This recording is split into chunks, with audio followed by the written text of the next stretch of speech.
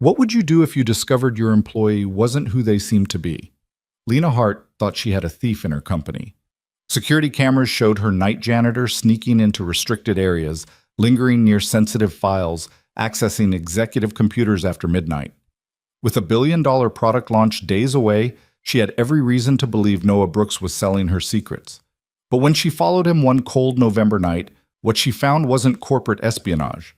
It was something that would shatter everything she thought she knew about success, sacrifice, and second chances. Stay with me until the end of this story. Hit that like button and comment what city you're watching from. I want to see how far this journey takes us. The smell of industrial cleaner and the soft hum of computers filled the executive floor at 11:47 p.m.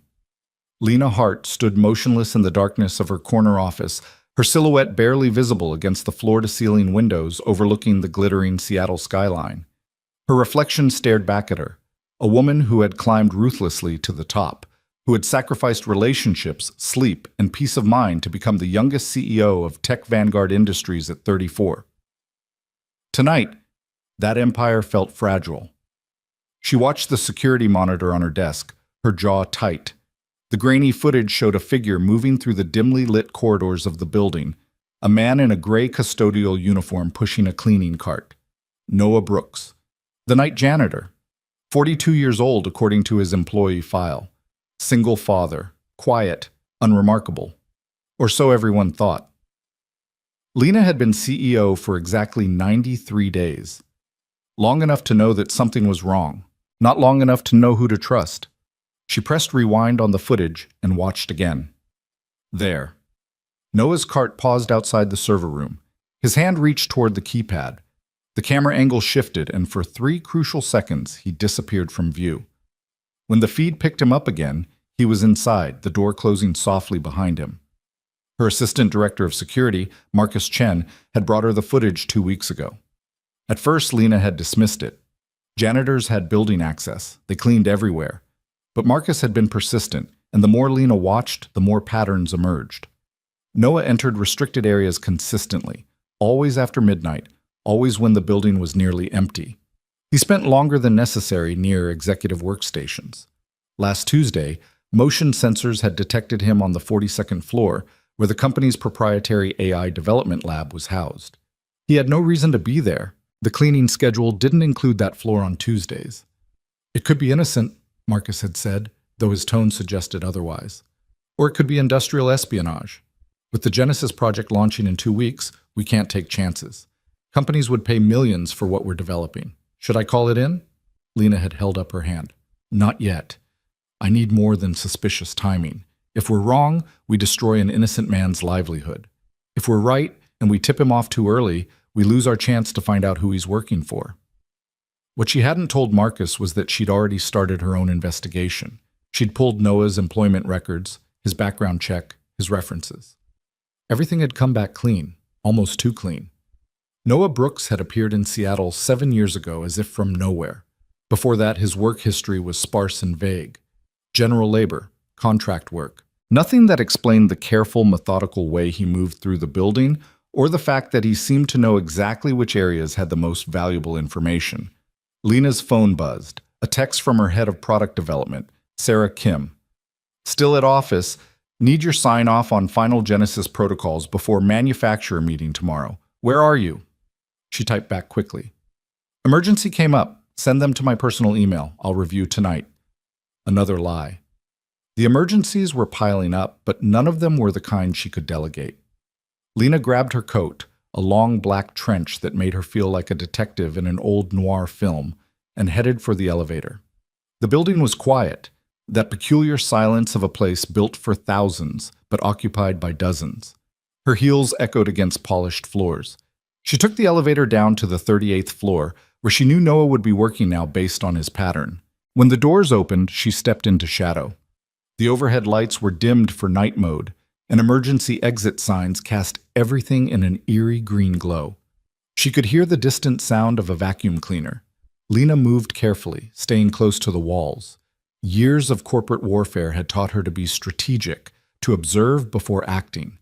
She found Noah in the Eastern Conference Room, methodically running a vacuum across expensive carpet. His movements were efficient, practiced. He wore wireless earbuds, and she could see his lips moving, talking to himself, or perhaps on a call. She ducked behind a partition as he turned. Her heart hammered. This was absurd. She was the CEO of a billion-dollar company, hiding in her own building like a spy. But something about this situation demanded secrecy. If Noah was stealing from her, she needed to catch him in the act. If he wasn't, if there was some other explanation, then she needed to understand it before security cameras and corporate lawyers got involved. Noah finished with the conference room and moved into the hallway. Lena waited, counting to 10, then followed. He pushed his cart toward the elevators, pressed the button, and waited. Lena held her breath. If he went up to the executive floors again, she'd have her answer. The elevator arrived. Noah stepped inside. The doors began to close. Lena lunged forward, catching them just in time.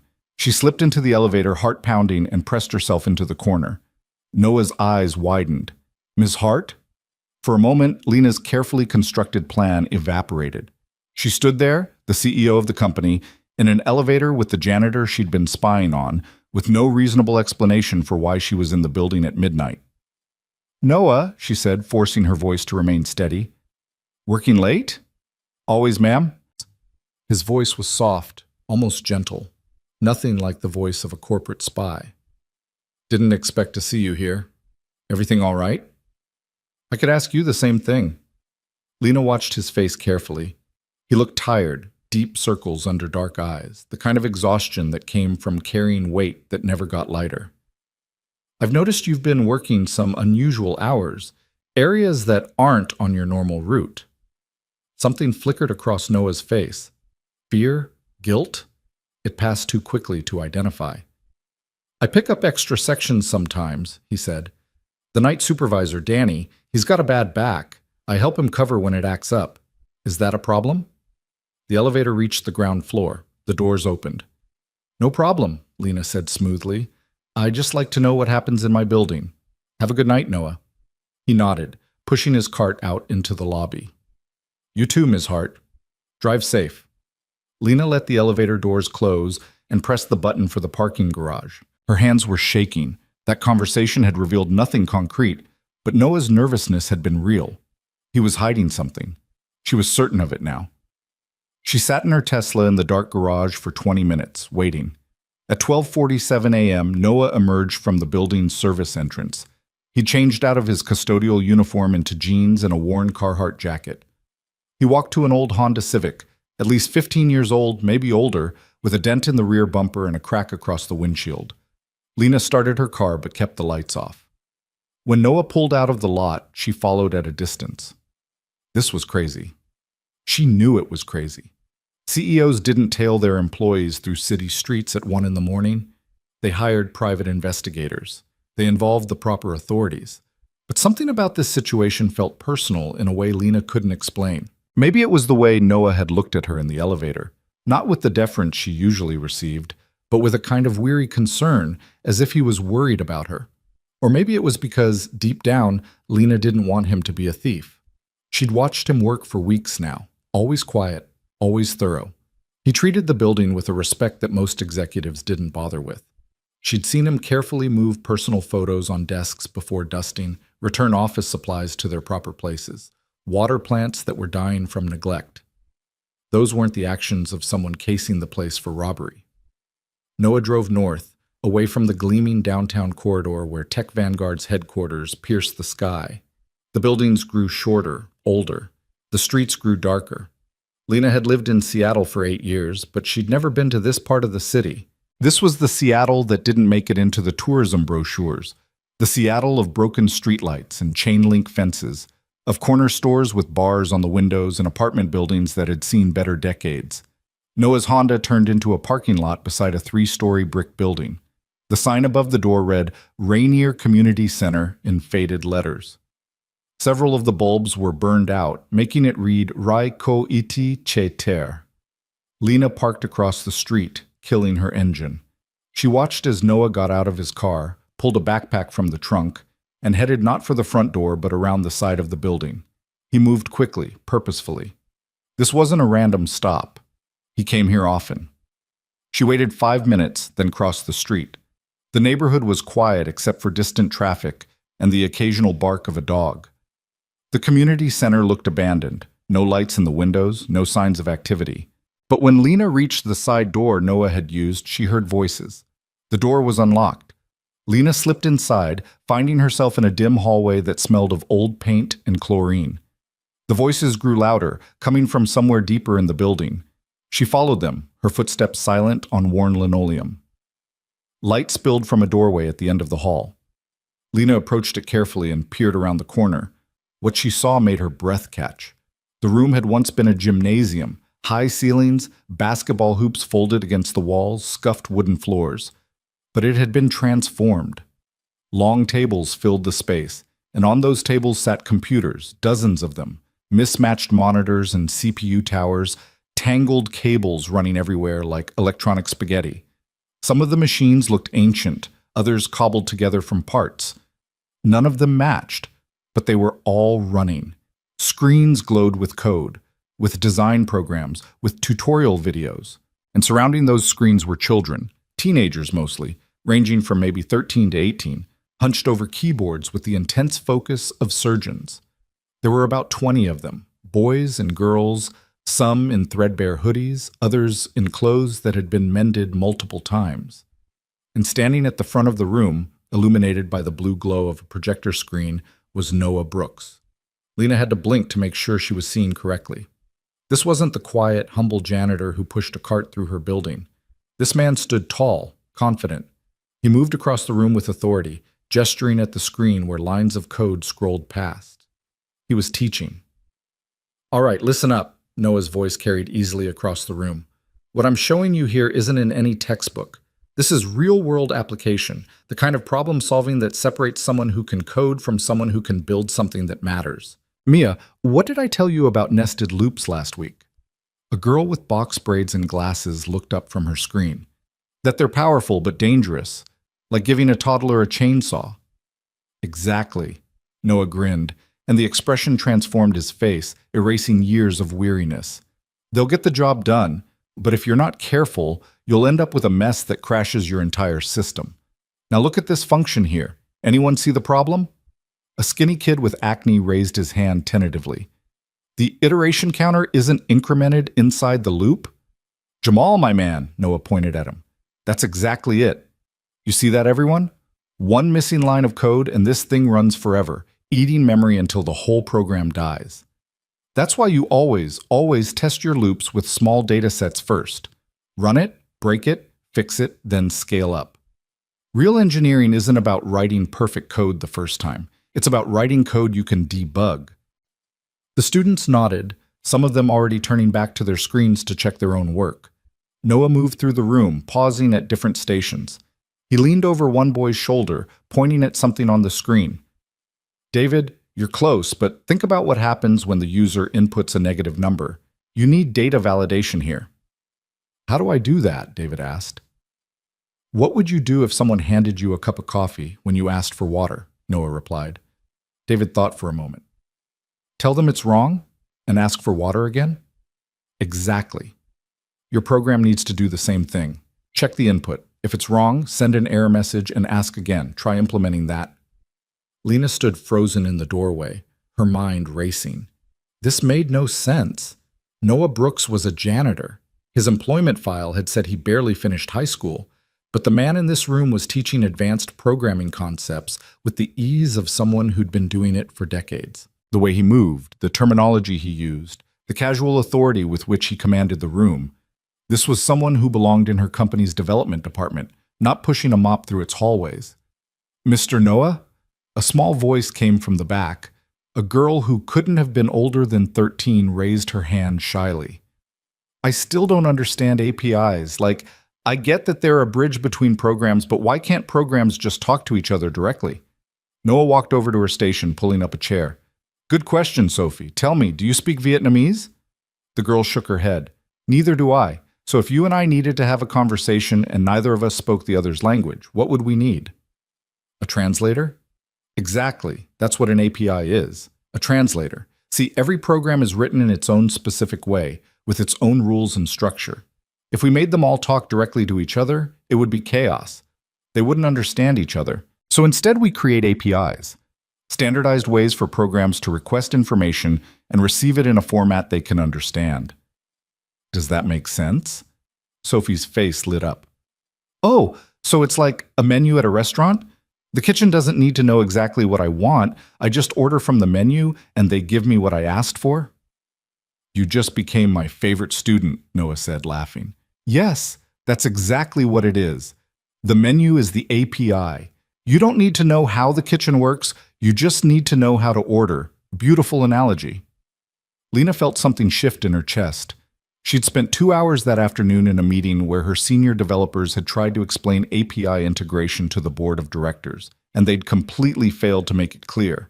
Noah had just done it in 30 seconds with a metaphor a 7th grader could understand. Who the hell was this man?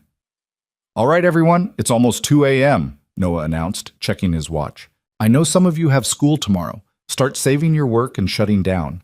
Jamal, Mia, David, you 3 are doing great work on your portfolio projects. Keep pushing. Sophie, practice what we talked about tonight. Everyone else, remember, the code you write doesn't have to be perfect. It just has to work. Perfect is the enemy of done, and done is better than perfect. The students began packing up, their movements reluctant. Several of them clustered around Noah asking questions, showing him things on their screens.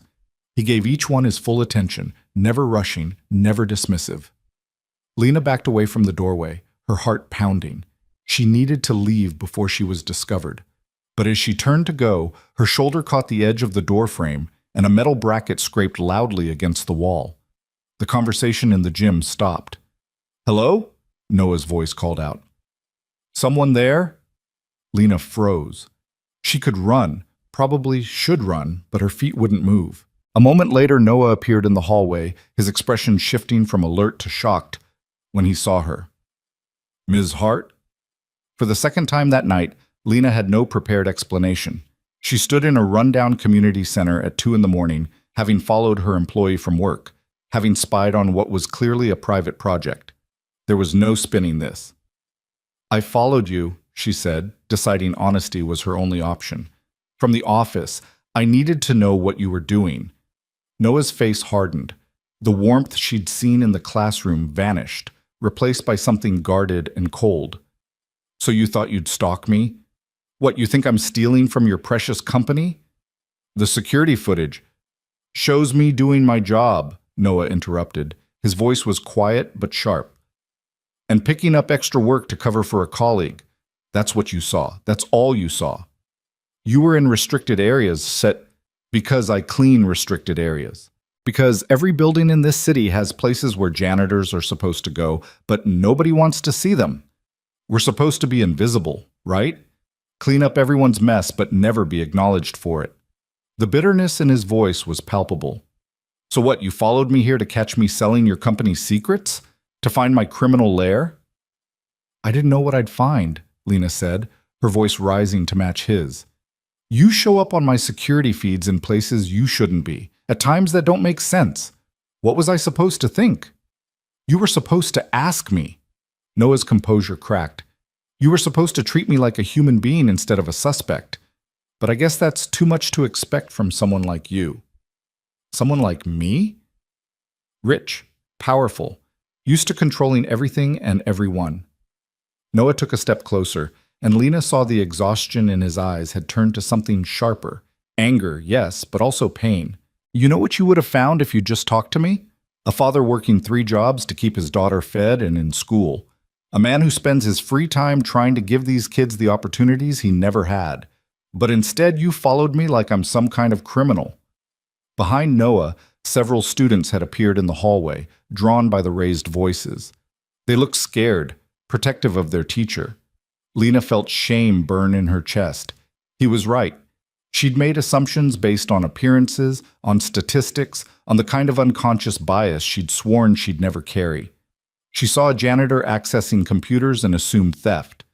It had never occurred to her that he might be the kind of person who belonged around computers for entirely legitimate reasons. "You're right," she said quietly. "I'm sorry. I should have talked to you first. But Noah, what you're doing here, what I just saw, You're not just some janitor, are you? The way you teach, the things you know, that's not something you pick up from night school. Noah's jaw tightened. For a long moment, he said nothing, just stared at her with eyes that held years of stories he clearly had no intention of sharing. Finally, he spoke. I need you to leave, Ms. Hart. These kids don't need this kind of attention. They don't need people like you deciding what's appropriate for them or judging whether they deserve what little I can give them. I'm not judging.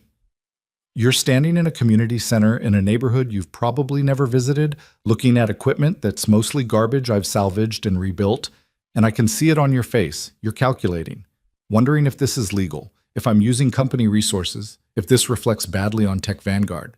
That's what people like you do. You calculate. You're wrong, Lena said, but even as the words left her mouth, she wondered if he was. I was calculating, but not what you think. I was trying to understand how a janitor knows more about coding than half my development team. Maybe your development team isn't as good as you think they are. That stung because it was probably true. Lena had inherited a team that was technically proficient, but lacked innovation. They could execute orders, but rarely exceeded them. The man standing in front of her had just taught a 13-year-old to understand APIs using a restaurant metaphor. That was pedagogical genius combined with deep technical knowledge. Who are you really? Lena asked softly. Noah's expression shuddered completely. I'm the night janitor. That's all you need to know. Now please leave before you scare these kids more than you already have. He turned away, shepherding the students back into the gym. The door closed firmly behind them, and Lena heard the sound of a lock clicking into place. She stood alone in the hallway, her carefully ordered world tilting on its axis. She'd come here looking for a thief and found a teacher. She'd expected to uncover corporate espionage, and instead discovered something that looked like pure altruism. But the biggest mystery wasn't what Noah was doing, it was who he'd been before he became a janitor. Because people didn't acquire that level of expertise by accident. They didn't teach with that kind of authority unless they'd been someone important, someone respected in their field. Noah Brooks had a history, and if her instincts were right, it was a history that intersected somehow with her own industry. Lena walked back to her car, her mind already racing ahead. She'd apologize to Noah properly tomorrow, make sure he understood she wasn't trying to shut down his program. But she was also going to find out the truth. Not because she still suspected him of wrongdoing, but because she'd just watched a brilliant mind work. And brilliant minds didn't end up pushing mops in office buildings without a story. And in Seattle's tech industry, stories like that usually involve someone getting burned. As she drove back toward downtown, Lena's phone buzzed with another message from Sarah Kim, this one more urgent. Genesis prototype is showing system conflicts in stress testing. Might need to delay launch. Call me ASAP. Lena's stomach dropped. The Genesis project, Tech Vanguard's revolutionary AI-assisted operating system, was supposed to launch in 12 days. Delays meant missing their market window, which meant losing to competitors, which meant potentially losing hundreds of millions of dollars and her credibility as CEO. She pulled over and dialed Sarah's number. How bad is it? Lena asked when Sarah answered. Bad. The AI integration keeps causing kernel panics when we run high-load simulations. It's like the different components are fighting each other instead of working together. Our senior architects have been on it for 6 hours, and we're not getting anywhere. Thomas wants to roll back to the previous build, but that means losing 3 months of progress. Lena closed her eyes. This was exactly the kind of crisis that made or broke a CEO. No rollbacks. We didn't work this hard to quit now. Keep the team on it. I'll be in early tomorrow and we'll figure this out. Lena, we might not have a choice. If we can't solve this in the next 48 hours, then we solve it in 47. I'll see you at 6 a.m. She ended the call and sat in her car, watching the city lights blur through sudden, unexpected tears. She'd been so sure, so certain she could handle this job, that she deserved this position. But right now, with her flagship product failing and her judgment so off that she'd stalked an innocent man like a criminal, Lena felt the weight of her inexperience crushing down. The tech industry didn't forgive weakness. She knew that. She'd seen brilliant people destroyed by single mistakes, by one failed product launch or one poor decision. She'd clawed her way to the CEO position by being perfect, by never showing doubt, by always having the answer. But tonight, she had no answers. Just questions that multiplied like errors in bad code. She drove home through empty streets, parked in her building's underground garage, and rode the elevator to her penthouse apartment. The space was beautiful, all glass and steel and carefully chosen furniture that had never been sat on by friends, because Lena didn't have time for friends. She had colleagues, subordinates, competitors, but no one she could call at 3 a.m. and admit she was terrified of failing. She poured herself 2 fingers of whiskey she didn't drink and stood at the window, looking out at the same city she'd seen from her office earlier. From up here, Seattle looked perfect, orderly, prosperous, glittering with promise. You couldn't see the broken streetlights or the chain-link fences. You couldn't see the community centers where janitors taught kids to code on salvaged computers. You couldn't see the real world at all. Lena thought about Noah in that classroom, the way he'd lit up while teaching, the genuine joy on those kids' faces when they understood something new. When was the last time she'd felt that kind of purpose? When had work become about stock prices and market share instead of actually building something meaningful? She thought about how he'd looked at her in the hallway, not with awe or deference, but with disappointment, as if he'd expected better from her, as if she'd failed some test she hadn't known she was taking. Maybe she had. Lena's phone buzzed again. Another crisis, another fire to put out. The messages would never stop. The demands would never ease. This was the life she'd chosen, the price of success. But standing in her perfect apartment at 3 in the morning, watching a city that looked beautiful from a distance, Lena wondered for the first time if she'd chosen wrong. If maybe success wasn't supposed to feel this empty. She finished the whiskey in one burning swallow and went to her computer. She had work to do. Always more work. But first, she opened a new search window and typed, Noah Brooks, Seattle, Systems Architect. The results would probably show nothing. He'd covered his tracks too well. But Lena hadn't become CEO by accepting easy answers. She'd found Noah's secret classroom. Now she'd find out why a man with his talents was cleaning offices instead of running them. And maybe, just maybe, she'd figure out why that question felt more important than saving her company's flagship product. The city lights blurred again as exhaustion finally caught up with her. Lena closed her laptop and went to bed, knowing sleep would be elusive. Her mind was already spinning through possibilities, calculating odds, planning next moves. But underlying all of it was one persistent thought that wouldn't fade. The look in Noah's eyes when he told her to leave. Anger, yes. Protectiveness for his students, absolutely. But also something else. Something that looked almost like recognition, as if he'd seen exactly who Lena was and found her lacking. Tomorrow she would fix this. She would apologize properly, would make sure Noah understood she hadn't meant harm. She would solve the Genesis crisis and prove she deserved her position. But tonight, in the darkness of her penthouse apartment, Lena Hart allowed herself one moment of brutal honesty. She'd followed Noah expecting to find a criminal and had instead encountered someone who might be everything she'd once hoped to become and somehow lost along the way.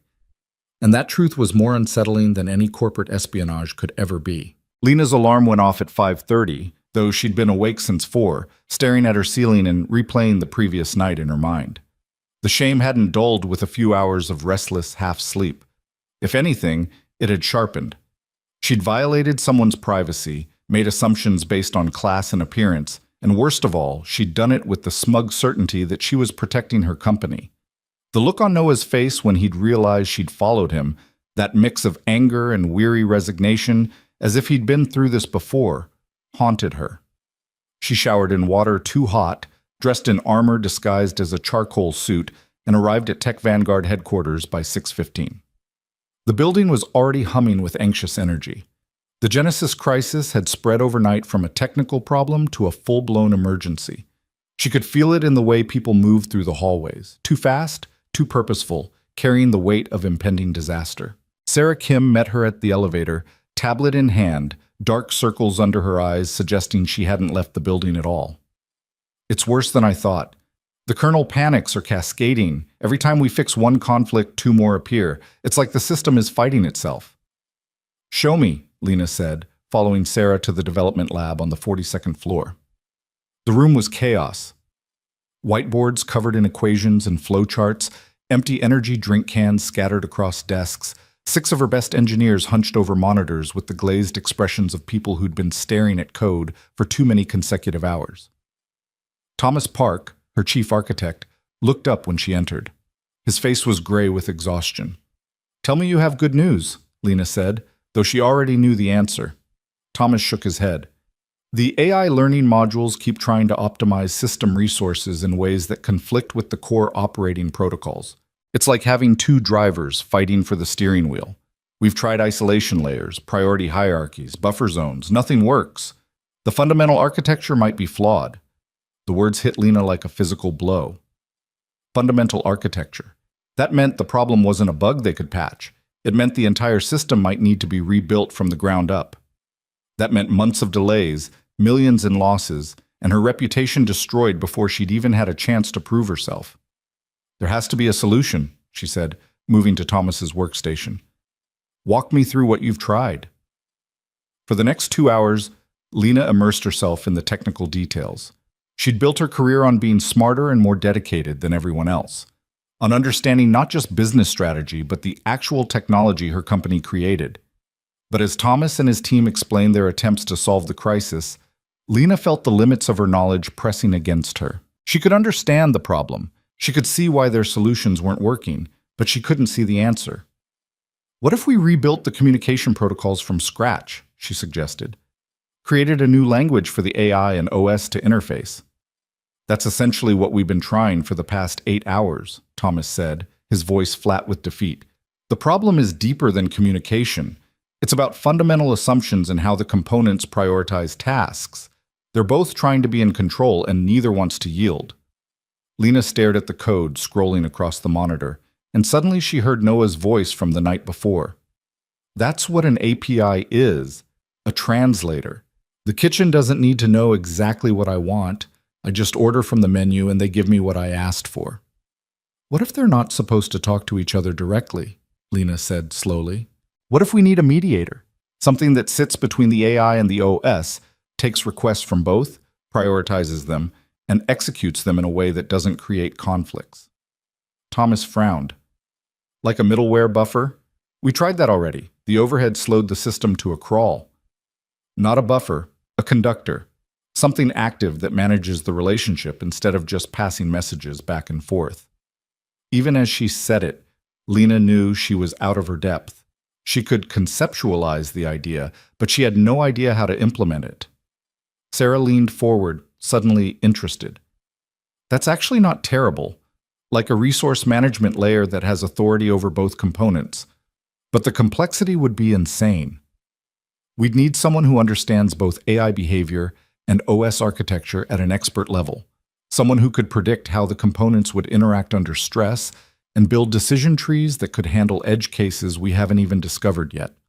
"How long would it take to build something like that?" Lena asked. Thomas laughed, but there was no humor in it.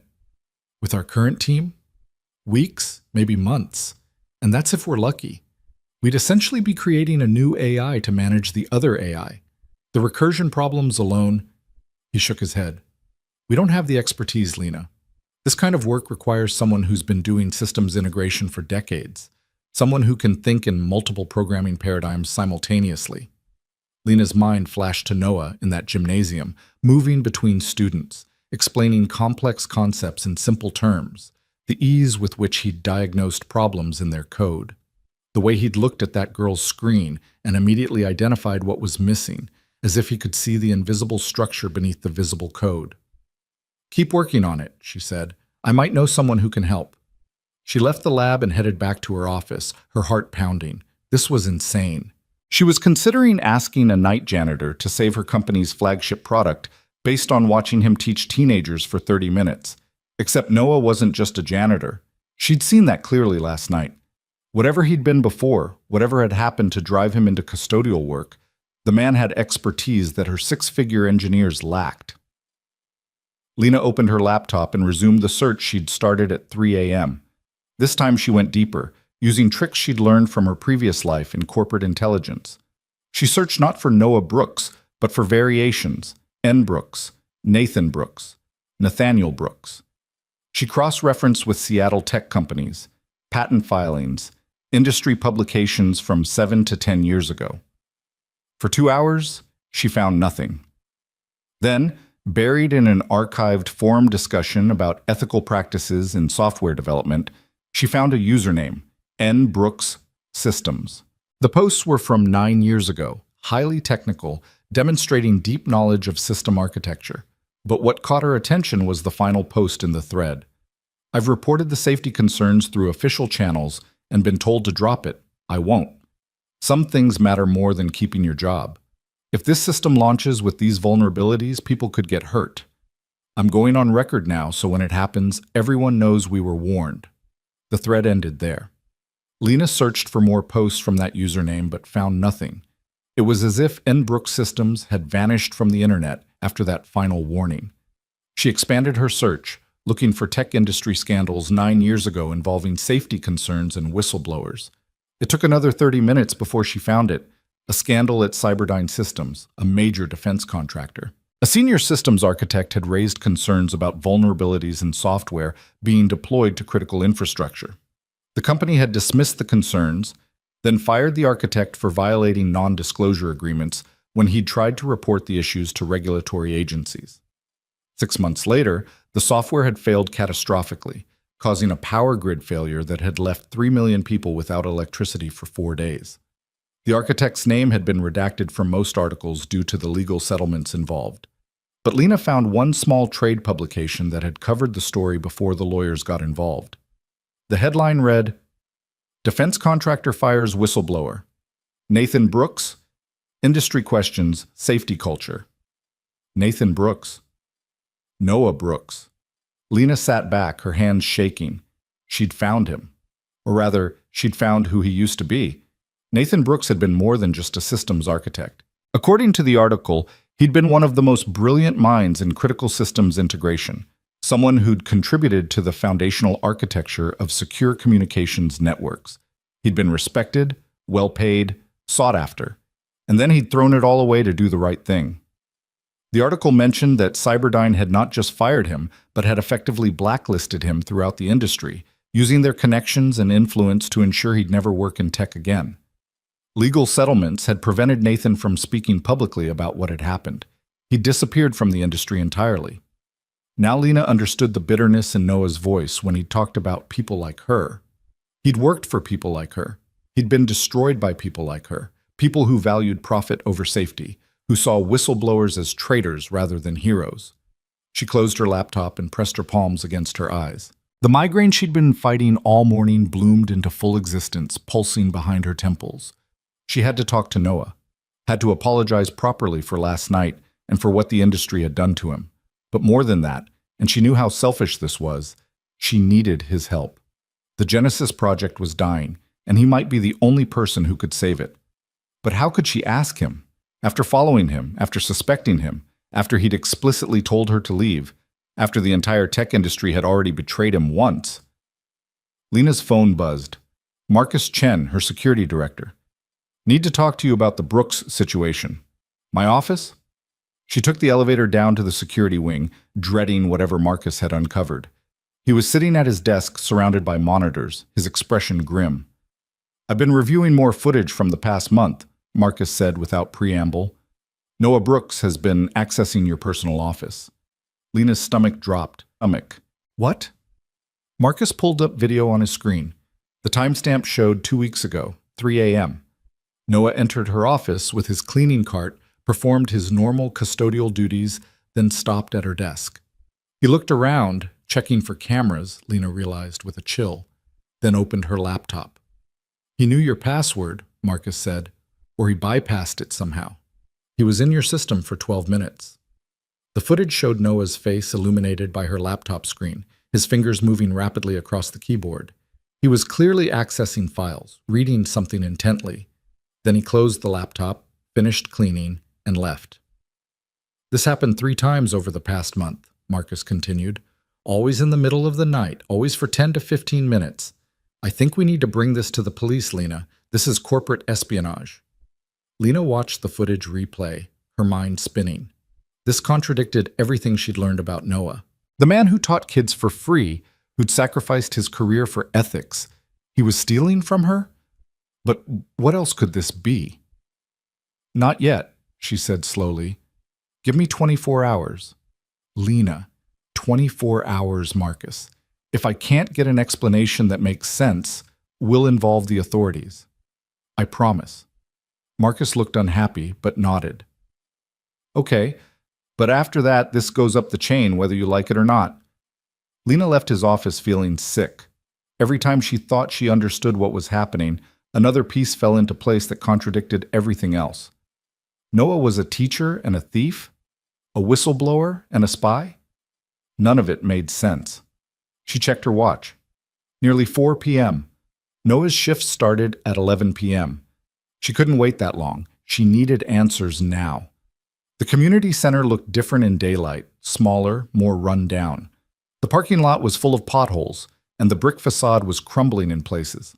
Lena parked her Tesla and immediately felt out of place. This was a neighborhood where people noticed expensive cars, and not in a good way. She found the side entrance Noah had used the night before. This time it was locked. She walked around to the front where a faded poster advertised after-school programs and GED classes. The door was open. Inside, the building smelled like old wood and industrial cleaner. A heavy-set woman with gray hair sat at a reception desk, looking up suspiciously when Lena entered. "Help you?" The woman's tone suggested she doubted it. "I'm looking for Noah Brooks. I need to speak with him." "Noah's not here. Won't be until tonight, and even then, I'm not sure he'll want to see you." The woman's eyes narrowed. "You're the one from last night, aren't you? The one who followed him here?" Word traveled fast. "Yes. My name is Lena Hart.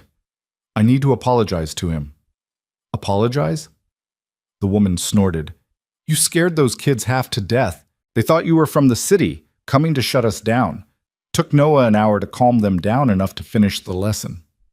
Guilt twisted in Lena's chest. "I didn't mean to frighten anyone. I made a mistake, a serious one. That's what I want to tell Noah." "Well, he doesn't want to hear it. He told me specifically that if you showed up, I should tell you to leave him alone." The woman crossed her arms. "So there's your message. Leave him alone. Please," Lena said, and the desperation in her own voice surprised her. "Just tell me when he'll be here. I'll wait. I'll wait all day, if I have to." "Why? So you can harass him more? Follow him to his daughter's school next?" The woman's expression hardened. "I know your type. Rich, powerful, used to getting what you want. But Noah's been through enough. He doesn't need people like you making his life harder." "You're right," Lena said, "about all of it. But I'm trying to do better. I'm trying to fix what I broke." The woman studied her for a long moment, then sighed. "He comes in around 7 to set up the computers before class. But if he tells you to leave, you leave. I don't care who you are or what fancy company you run. This is our space, and we protect our own here." "Thank you," Lena said. "I'll wait." She spent the next 3 hours sitting in her car, watching the neighborhood come alive around her. Kids walked home from school in groups, calling to each other. An elderly man pushed a shopping cart full of cans and bottles. A young mother struggled with a stroller and grocery bags until a neighbor appeared to help. This was a community, Lena realized. Something she'd lost touch with in her steel and glass tower, in her penthouse apartment where she knew none of her neighbors' names.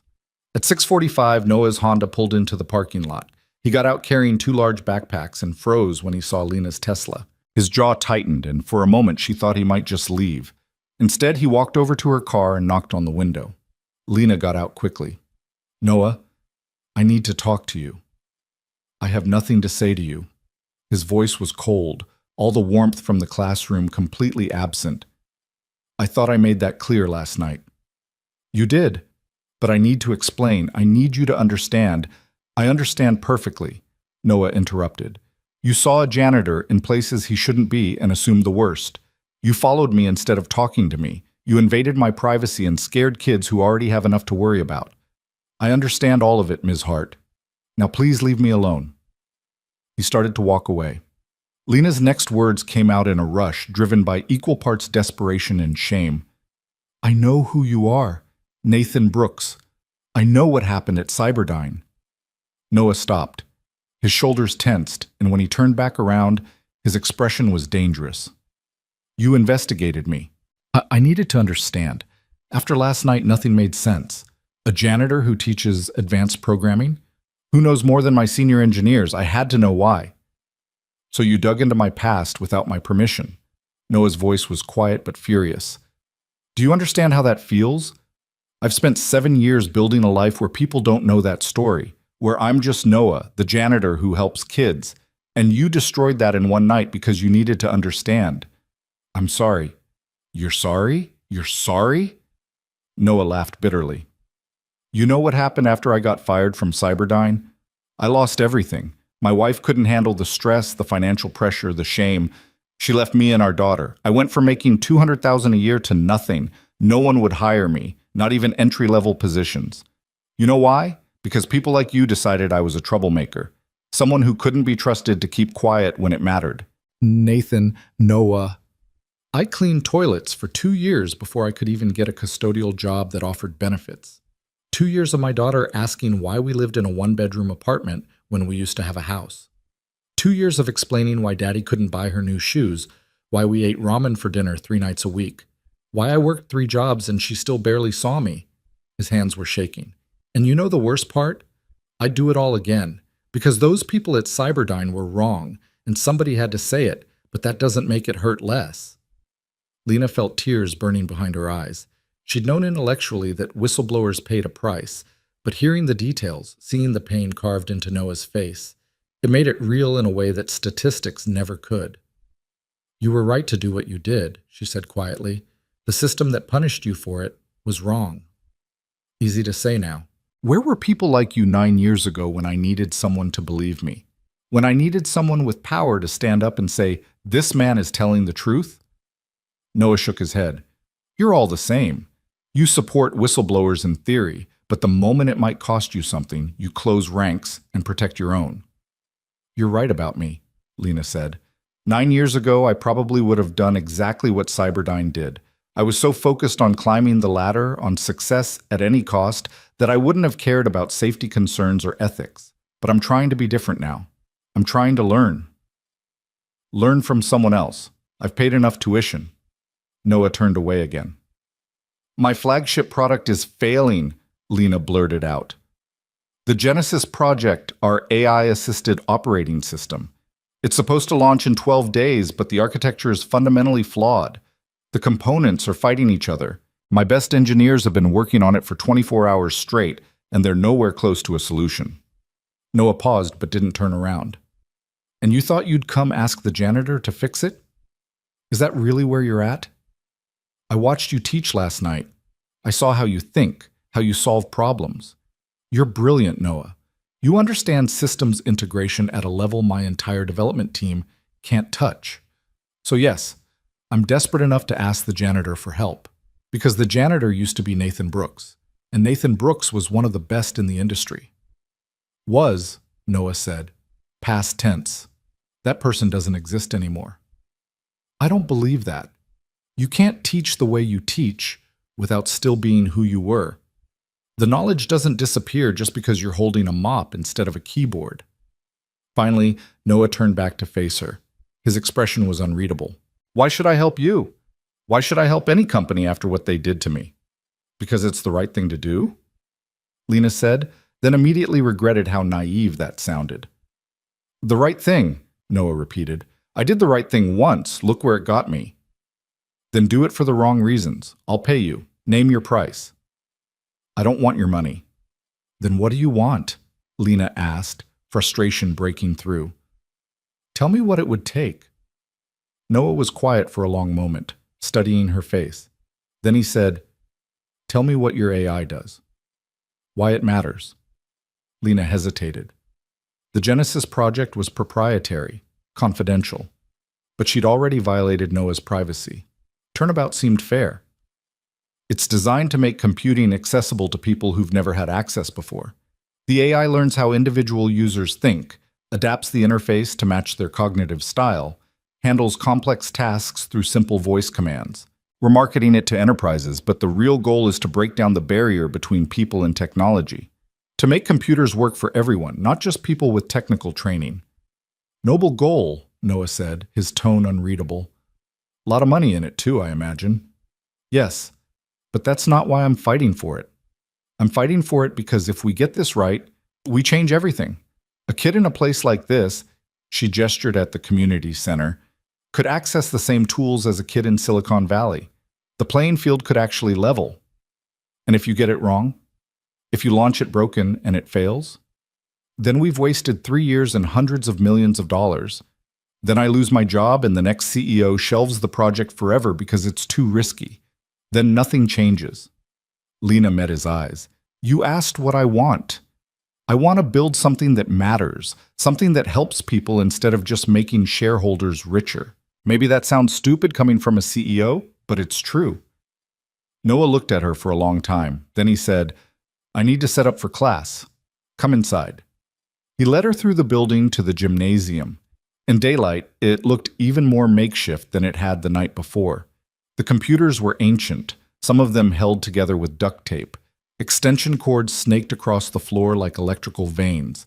But Noah moved through the space with practiced efficiency, powering up systems, checking connections, booting programs. These machines, Lena said, where did they come from? Dumpsters mostly, surplus sales, donations from people who were going to throw them away anyway. Noah opened a laptop that looked at least 10 years old but ran smoothly. Funny thing about technology, people replace it long before it stops working. With the right knowledge, you can make garbage sing. Is that what you've been doing? Rebuilding these? Someone has to. These kids can't afford new computers. Can't afford the software either, so I teach them open source alternatives. Linux instead of Windows, GIMP instead of Photoshop. It's not perfect, but it works. How many students do you have? 23 regulars. Another dozen who come when they can. Some of them are homeless, couch surfing, helping raise younger siblings. They're not here because they love coding. They're here because they're smart enough to know this might be their only way out. The words hit Lena hard. She'd gotten into tech because she'd loved it, because it had been interesting and challenging. But for these kids, it was survival, a life raft in an ocean that was trying to drown them. What do you teach them? She asked. Depends on the student. Basics for some, how to use a computer, how to navigate the internet safely, how to spot scams and predatory ads. For others, advanced stuff. Mia's building a website for a local business. Jamal's working on a portfolio app for his photography. David wants to get into cybersecurity. Noah's voice softened when he talked about them. They're good kids. They deserve better than what they've gotten. You care about them. Someone should. Noah finished with the last computer and turned to face her. All right, tell me about your AI integration problem, technical details. Lena pulled out her phone and opened the files Sarah had sent her. For the next 20 minutes, she walked Noah through the Genesis architecture, the conflicts they were encountering, the solutions they'd attempted. He listened without interrupting, occasionally asking questions that cut straight to the heart of the issue. When she finished, Noah was quiet for a moment. Then he said, Your team is trying to solve the wrong problem. What do you mean? They're treating this like a communication issue, how to get the AI and OS to talk nicely. But that's not the problem. The problem is philosophical. You've got two systems that are both designed to be in control, and you're trying to make them share control. That's never going to work. So what's the solution? Noah walked to one of the whiteboards and picked up a marker. He started drawing diagrams, boxes and arrows, flowcharts that became increasingly complex. As he worked, Lena saw the transformation that had happened the night before. This wasn't a defeated whistleblower or a humble janitor. This was Nathan Brooks, system architect, doing what he was born to do.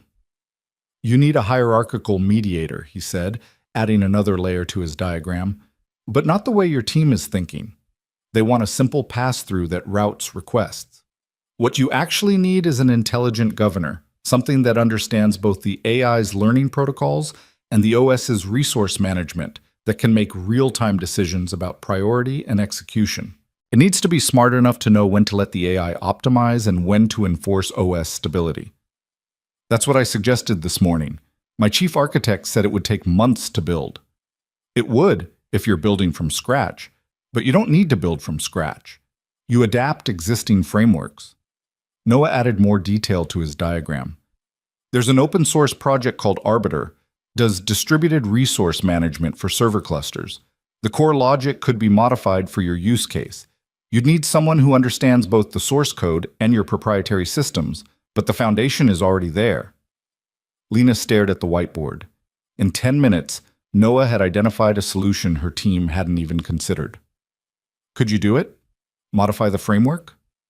Theoretically, yes. Practically, Noah set down the marker.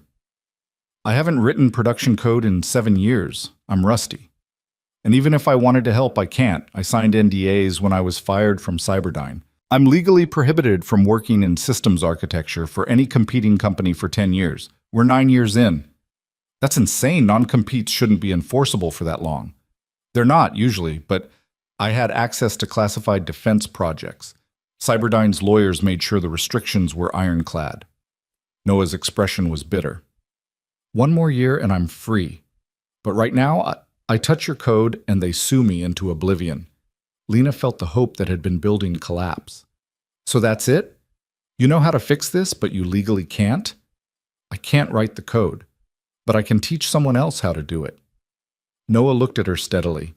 If your team is willing to learn from a janitor, I can walk them through it. Consult, not code. That's legally distinct. You do that? After everything? No, Noah said, but I do it for those kids out there who are going to benefit if your AI actually works the way you say it will.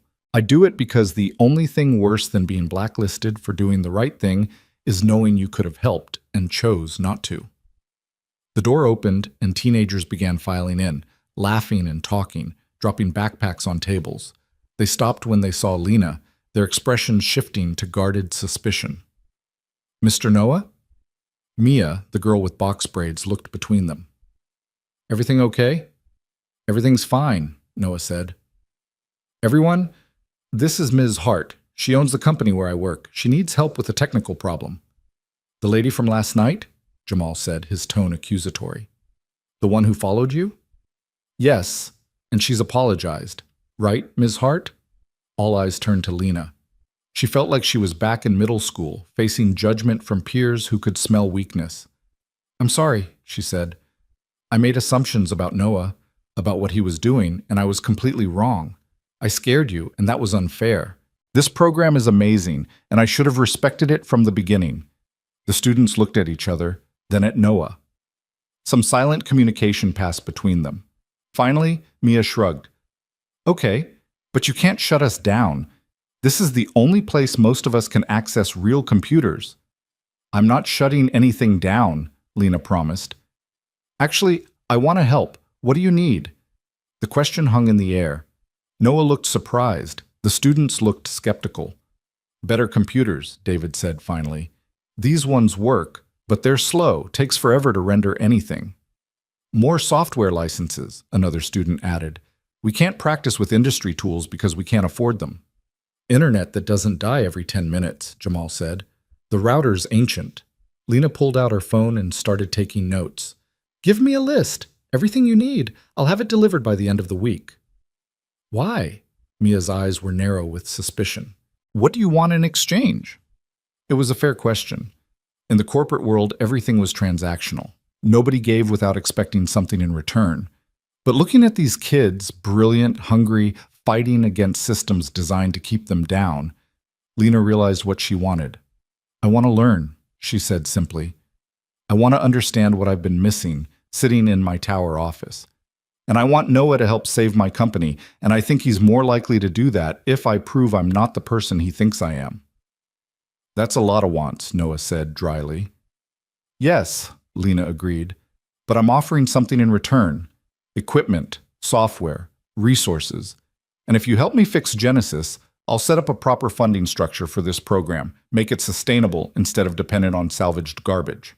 Garbage that sings, Noah corrected, but his tone was less hostile. All right, we'll help you with your AI problem, but the kids come first, always. If your project starts interfering with their education, the deal's off. Agreed, Lena said.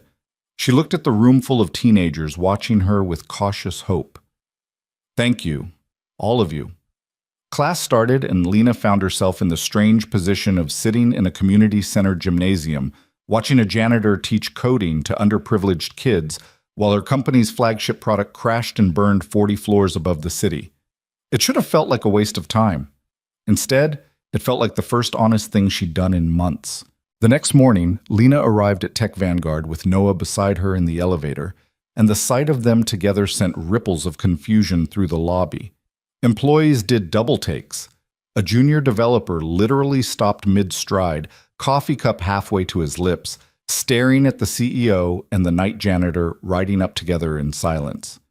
Noah wore the same worn Carhartt jacket from the night before, hands shoved in his pockets, jaw tight with something that looked like dread mixed with determination. "You don't have to do this," Lena said quietly as the elevator climbed toward the 42nd floor. "I can explain the solution to my team. You don't have to face them directly." "Yes, I do." Noah's voice was steady, but his eyes betrayed his anxiety. "If I'm going to help, I need to see the actual code. And your team needs to see me, needs to understand who's giving them guidance. Otherwise, they'll dismiss every suggestion because it's coming through you instead of from someone they respect. They might dismiss it anyway. Probably. I'm a janitor with a high school diploma as far as they know. Why would they listen?" The bitterness was back in his voice. "But that's their problem to solve, not mine. I promised those kids I'd help, so I'm helping." The elevator doors opened to reveal Sarah Kim waiting, her expression hovering between exhaustion and desperation. She'd clearly been at the office all night again, same clothes as yesterday, hair pulled into a messy bun, shadows under her eyes that looked like bruises. Her gaze moved from Lena to Noah and back again, confusion evident. "Lena, we're running out of time. The manufacturer needs final specifications by Friday, or we lose our production slot. That's 4 days, and we're not even close to—" She stopped, looking at Noah again. "I'm sorry, who is this?" "This is Noah Brooks," Lena said. "He's going to help us solve the Genesis problem." Sarah's confusion deepened.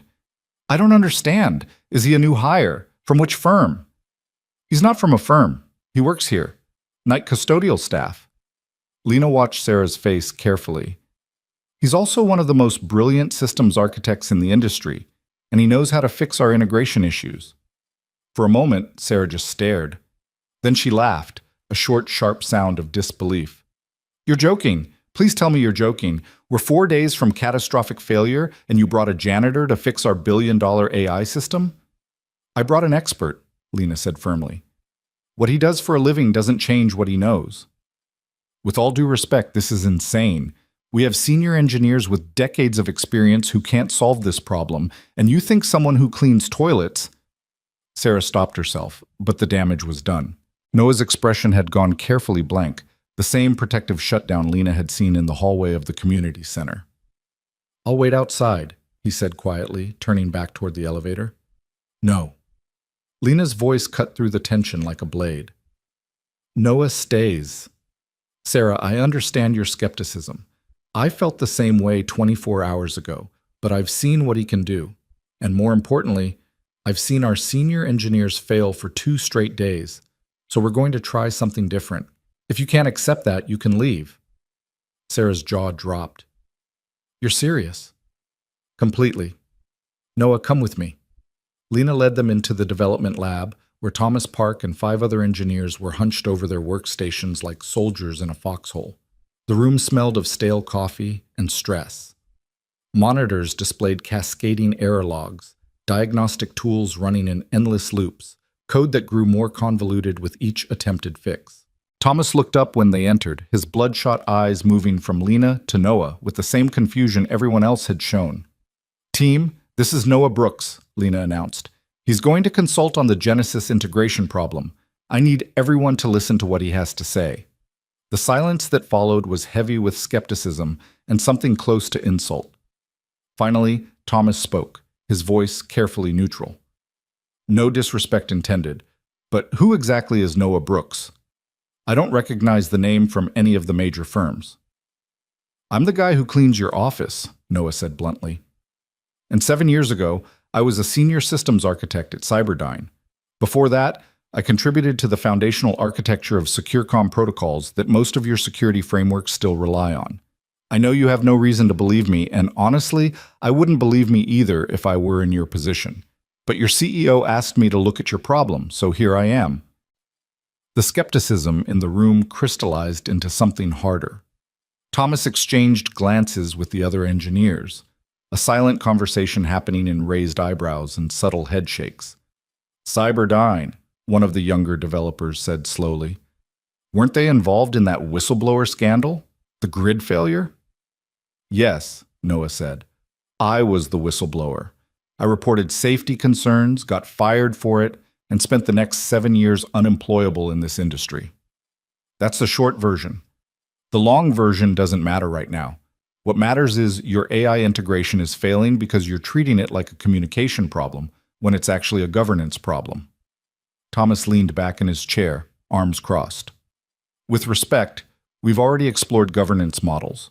Priority hierarchies, decision trees, buffer systems. None of them work. The overhead is too high or the conflicts still cascade.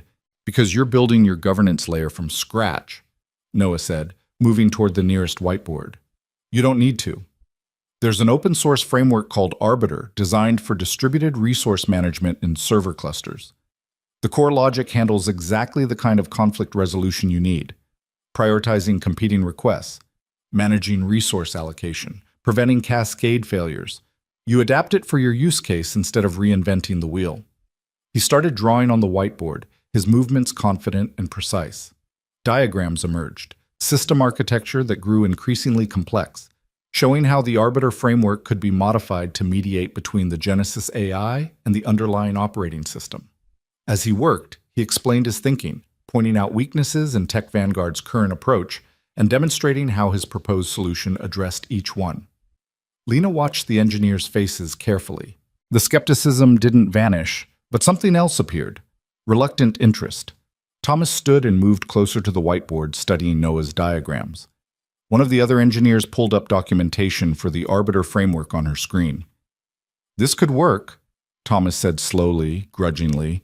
The logic structure is elegant, but adapting open source code to proprietary systems isn't simple. We'd need someone who understands both the framework internals and our specific implementation. I understand both, Noah said. I can't write the code myself, legal restrictions from my previous employment, but I can guide your team through the adaptation process, show you where to modify the framework, how to integrate it with your AI's learning protocols, how to build in fail-safes for edge cases. How long would this take? Sarah asked. She'd moved into the room during Noah's explanation, her skepticism tempered by cautious hope. With a good team, 48 hours to build a working prototype, another day to test and refine. You'd make your Friday deadline. Noah capped the marker and turned to face them. But only if you're willing to actually listen to what I'm telling you instead of dismissing it because of who I am. The challenge hung in the air. Lena could see the engineers wrestling with their pride, their assumptions, their discomfort at taking direction from someone they'd probably never noticed, despite walking past him dozens of times. In the corporate hierarchy they understood, janitors were invisible. Expertise was measured by degrees and salaries and LinkedIn profiles. Noah had none of those markers of legitimacy, but he had the solution. That was becoming increasingly clear. All right, Thomas said finally, we'll try it your way. But if this doesn't work, you're no worse off than you are now, Noah interrupted. You've got nothing to lose except your pride, and honestly, your pride isn't going to mean much when Genesis crashes in production. Thomas's jaw tightened, but he nodded. Fair enough. Where do we start?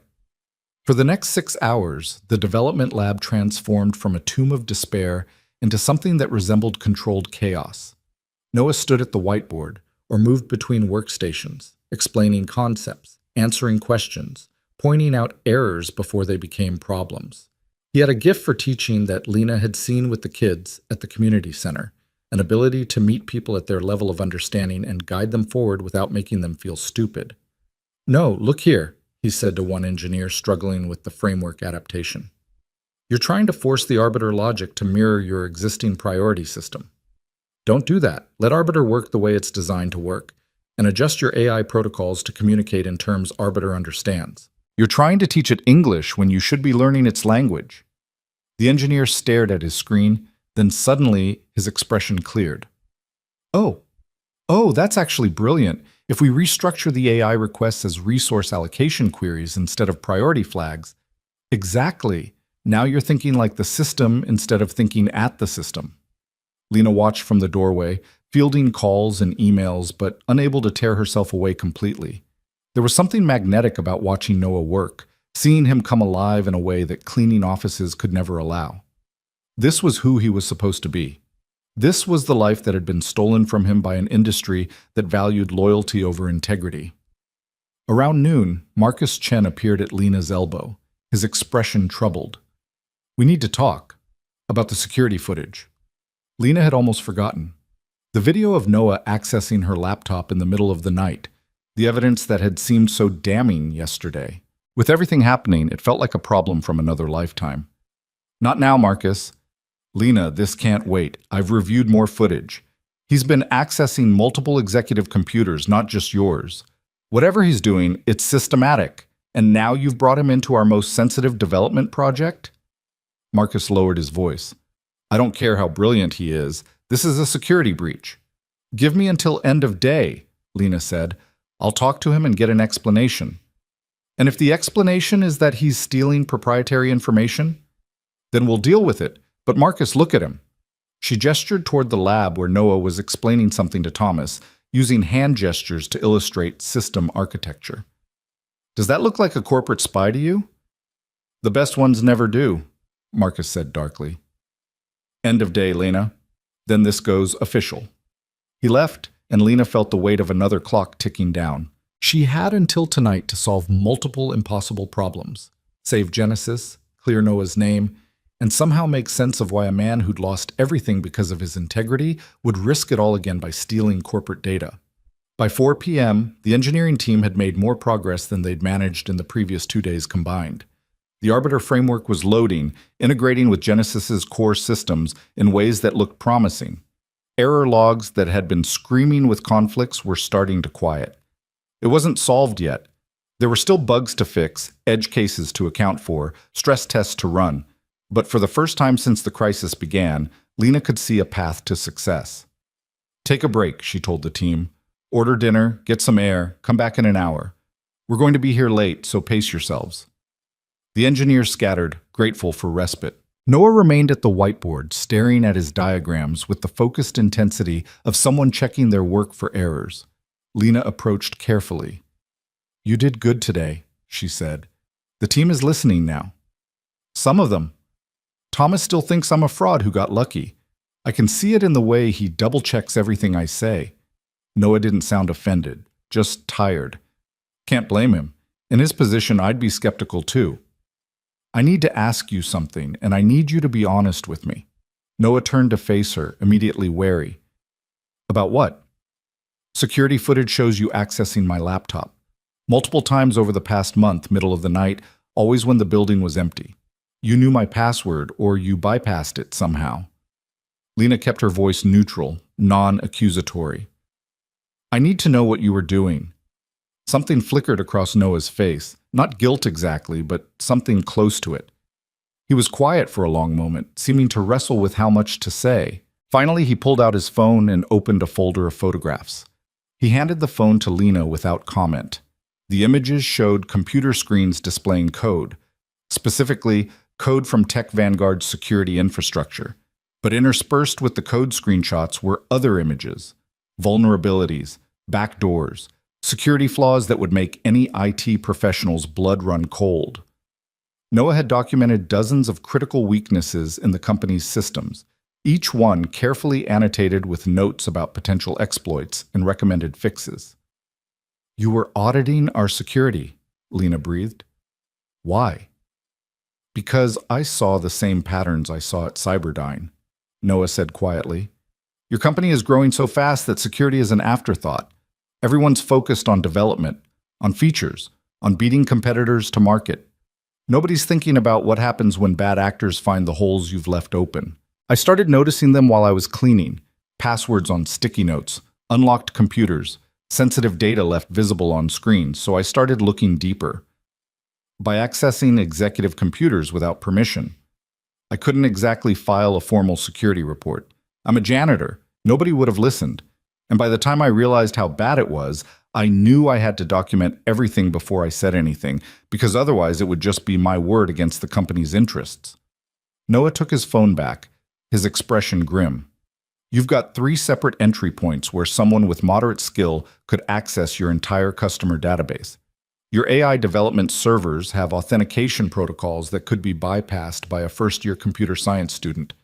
And your financial systems? He shook his head. If someone wanted to steal from you, they could, easily. Lena felt sick. Why didn't you tell me sooner? I was going to. I've been building up documentation, making sure I had proof before I stuck my neck out again. You know what happened last time I reported security concerns? I lost everything. So forgive me for being cautious. His voice hardened. And then you followed me and accused me of espionage, which really didn't make me eager to trust you with this information. But you're telling me now. Because you're going to find out anyway. Your security director already suspects me of something. Better you hear the truth from me than make up your own story about what you think I was doing. Noah crossed his arms. So go ahead. Fire me, sue me, whatever you need to do. But fix the security holes first, because if you don't, someone else will find them, and they won't be documenting them for your benefit.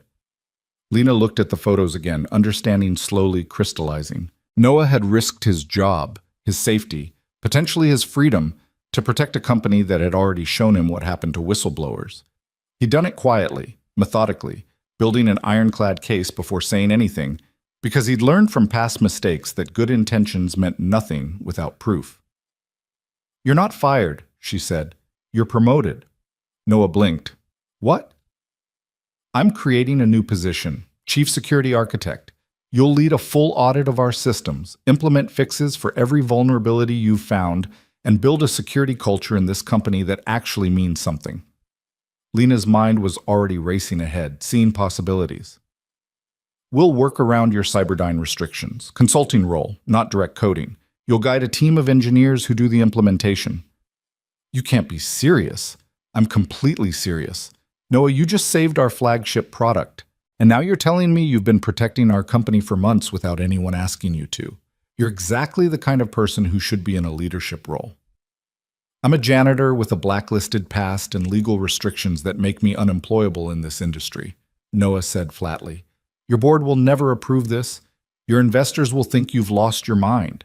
And your employees will revolt at the idea of reporting to someone who used to clean their toilets. Then they can find new jobs, Lena said. I'm not asking for permission, Noah. I'm telling you what's going to happen. You can accept the position or decline it, but either way, you're not cleaning offices anymore.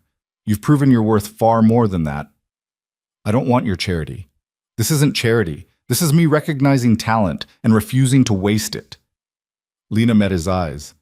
You told me yesterday that people like me closed ranks instead of standing up for you. You were right, but I'm trying to be different. I'm trying to be the person who actually does the right thing instead of just talking about it. So let me do this. Let me prove that not everyone in this industry is the same.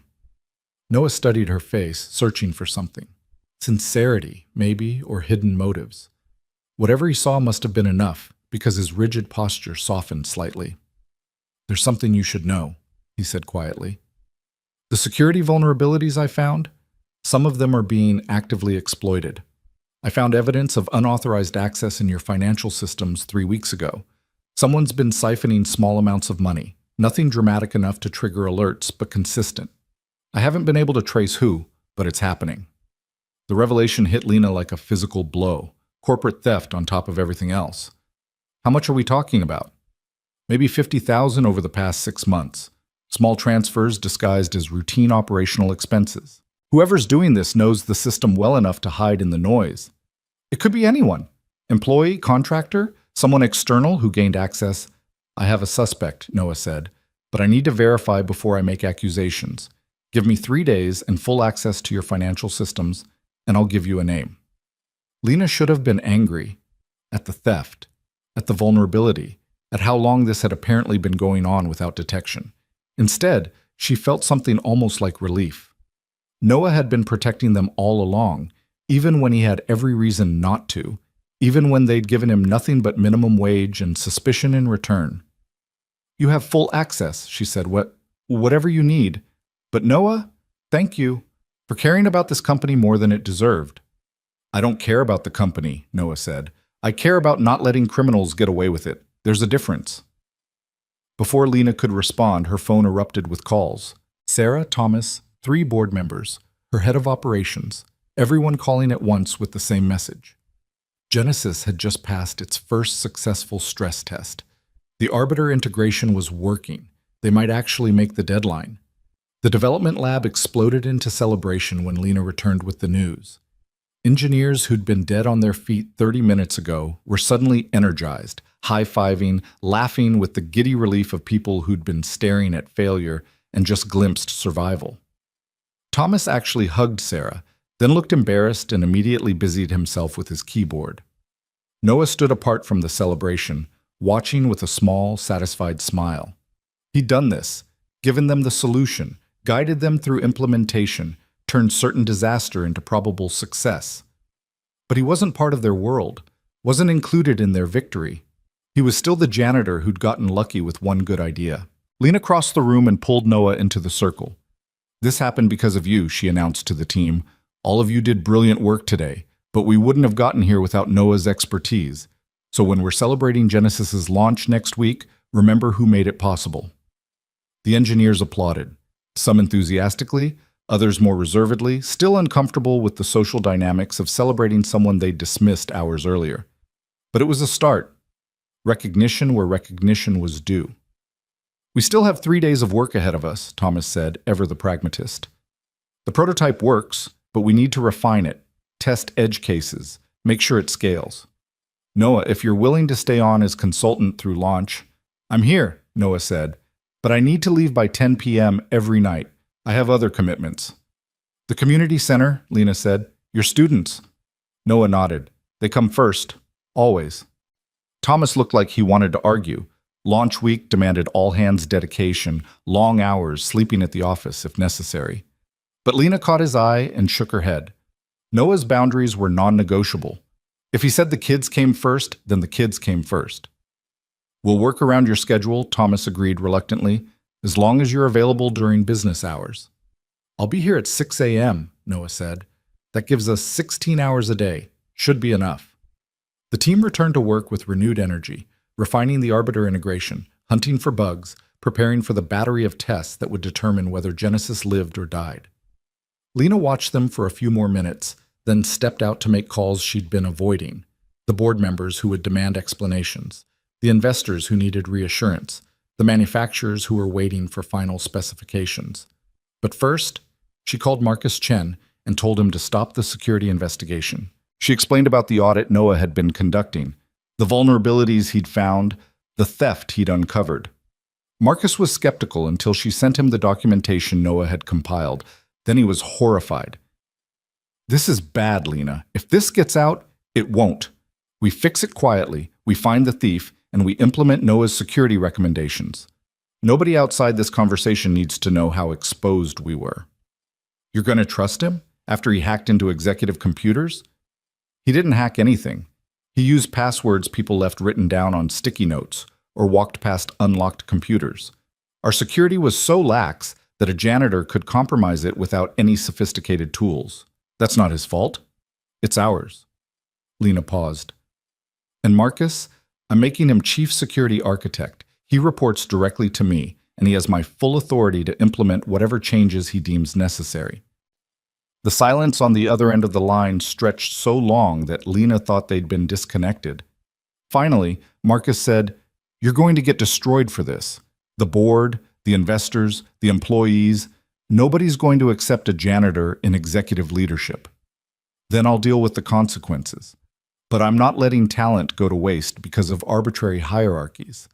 Noah's proven himself 10 times over in the past 24 hours. He deserves this opportunity." "I hope you're right," Marcus said, though his tone suggested he doubted it. "Because if you're wrong, this doesn't just hurt you.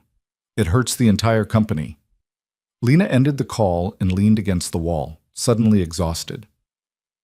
Marcus was right to be concerned. What she was proposing flew in the face of every corporate norm. You didn't promote people without degrees, without track records, without the proper credentials. You definitely didn't promote someone who'd been fired from their last industry position for being a whistleblower. But everything about the past 48 hours had challenged Lena's assumptions about how things were supposed to work. The traditional approach had led to Genesis nearly failing. The traditional hierarchy had missed critical security vulnerabilities. The traditional way of evaluating talent had left their most valuable asset pushing a mop in the middle of the night. Maybe it was time to try something untraditional. She returned to the lab to find Noah explaining something to a small cluster of engineers, using analogies that made complex concepts accessible. They were listening, really listening now, not just humoring him, but engaging with genuine interest. One asked a follow-up question. Another pulled up documentation to verify something Noah had said and found he was exactly right. This was what leadership looked like, Lena realized. Not sitting in corner offices making pronouncements, but getting in the trenches, teaching, guiding, meeting people where they were, and bringing them forward. Noah had more natural authority in his weathered Carhartt jacket than most executives had in their $1,000 suits. The hours blurred together. Chinese food appeared from somewhere. Coffee flowed in endless cups.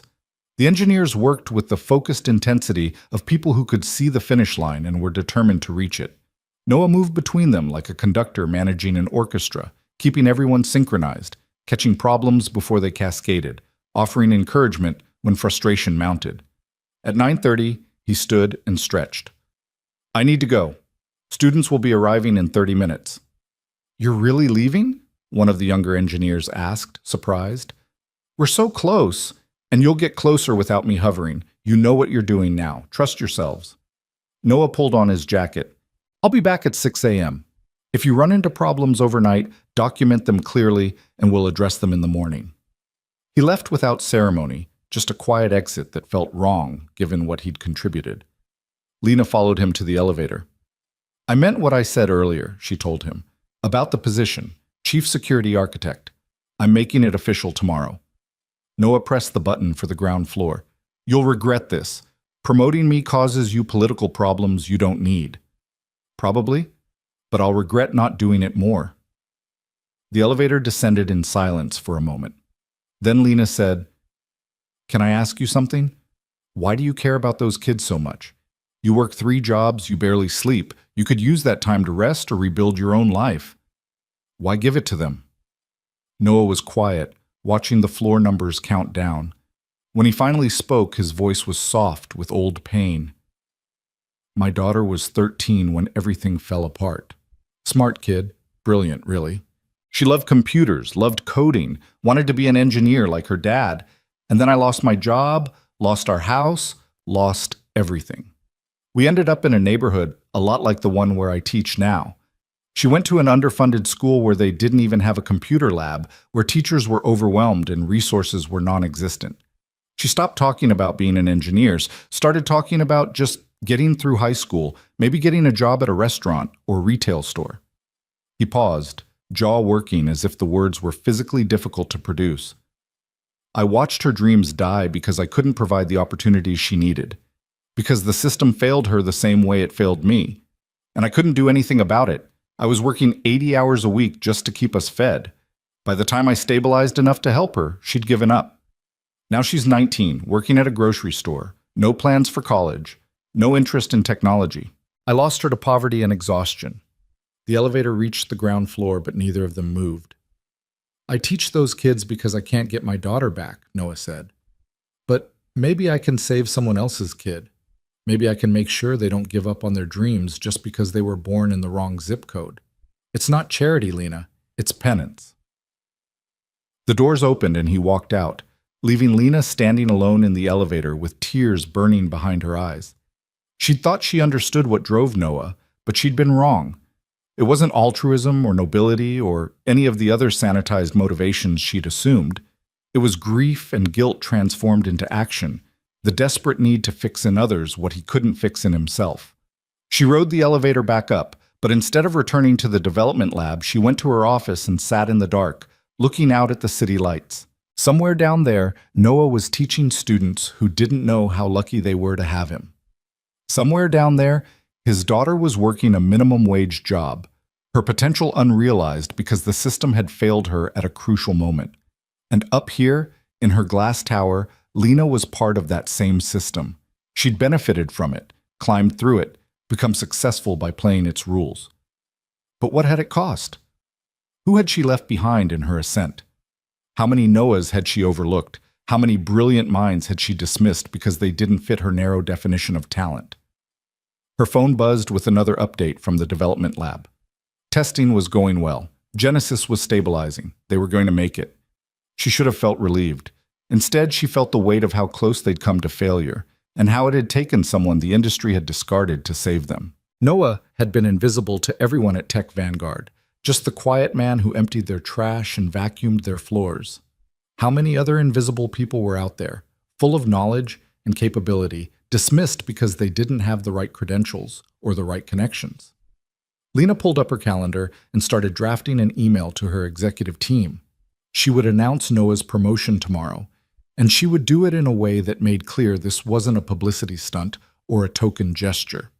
She would explain what he'd done for the company, what he'd risked, what he'd achieved despite every obstacle the industry had thrown at him. And she would make it clear that anyone who had a problem with it was welcome to find employment elsewhere. It would cause problems. Marcus was right about that. There would be board members who questioned her judgment, investors who worried about her stability, employees who resented reporting to someone they'd once considered beneath them. But Lena had spent her entire career trying to prove she deserved respect, trying to earn legitimacy in an industry that questioned whether women belonged in leadership roles. She knew what it felt like to be underestimated. Maybe it was time to use that understanding for something meaningful. She finished the email and scheduled it to send at 8 a.m., giving herself time to back out if she'd lost her nerve overnight. Then she returned to the development lab and worked alongside her team until 3 in the morning, when exhaustion finally forced her home. In her car, driving through empty streets, Lena thought about trajectories and choices. 2 days ago, she'd been certain of her path: climb higher, prove herself stronger, become undeniable. Now that path felt hollow. Success without purpose was just accumulation. Power without responsibility was just ego. Noah had lost everything and found meaning teaching kids in a rundown gym. What was Lena building with her corner office and her equity and her CEO title? What would be left when she was gone? The questions followed her into her apartment, into her bed, into restless dreams where she was both the person in the tower and the person looking up at it, wondering if there was anyone inside who cared about the world below. Lena woke at 5 a.m. to 17 missed calls and 43 emails, all arriving after she'd sent her announcement about Noah's promotion. The message had gone out at 8 as scheduled, and apparently the corporate world had lost its collective mind in response. Board member Richard Caldwell had called 6 times. Her investors were demanding an emergency meeting.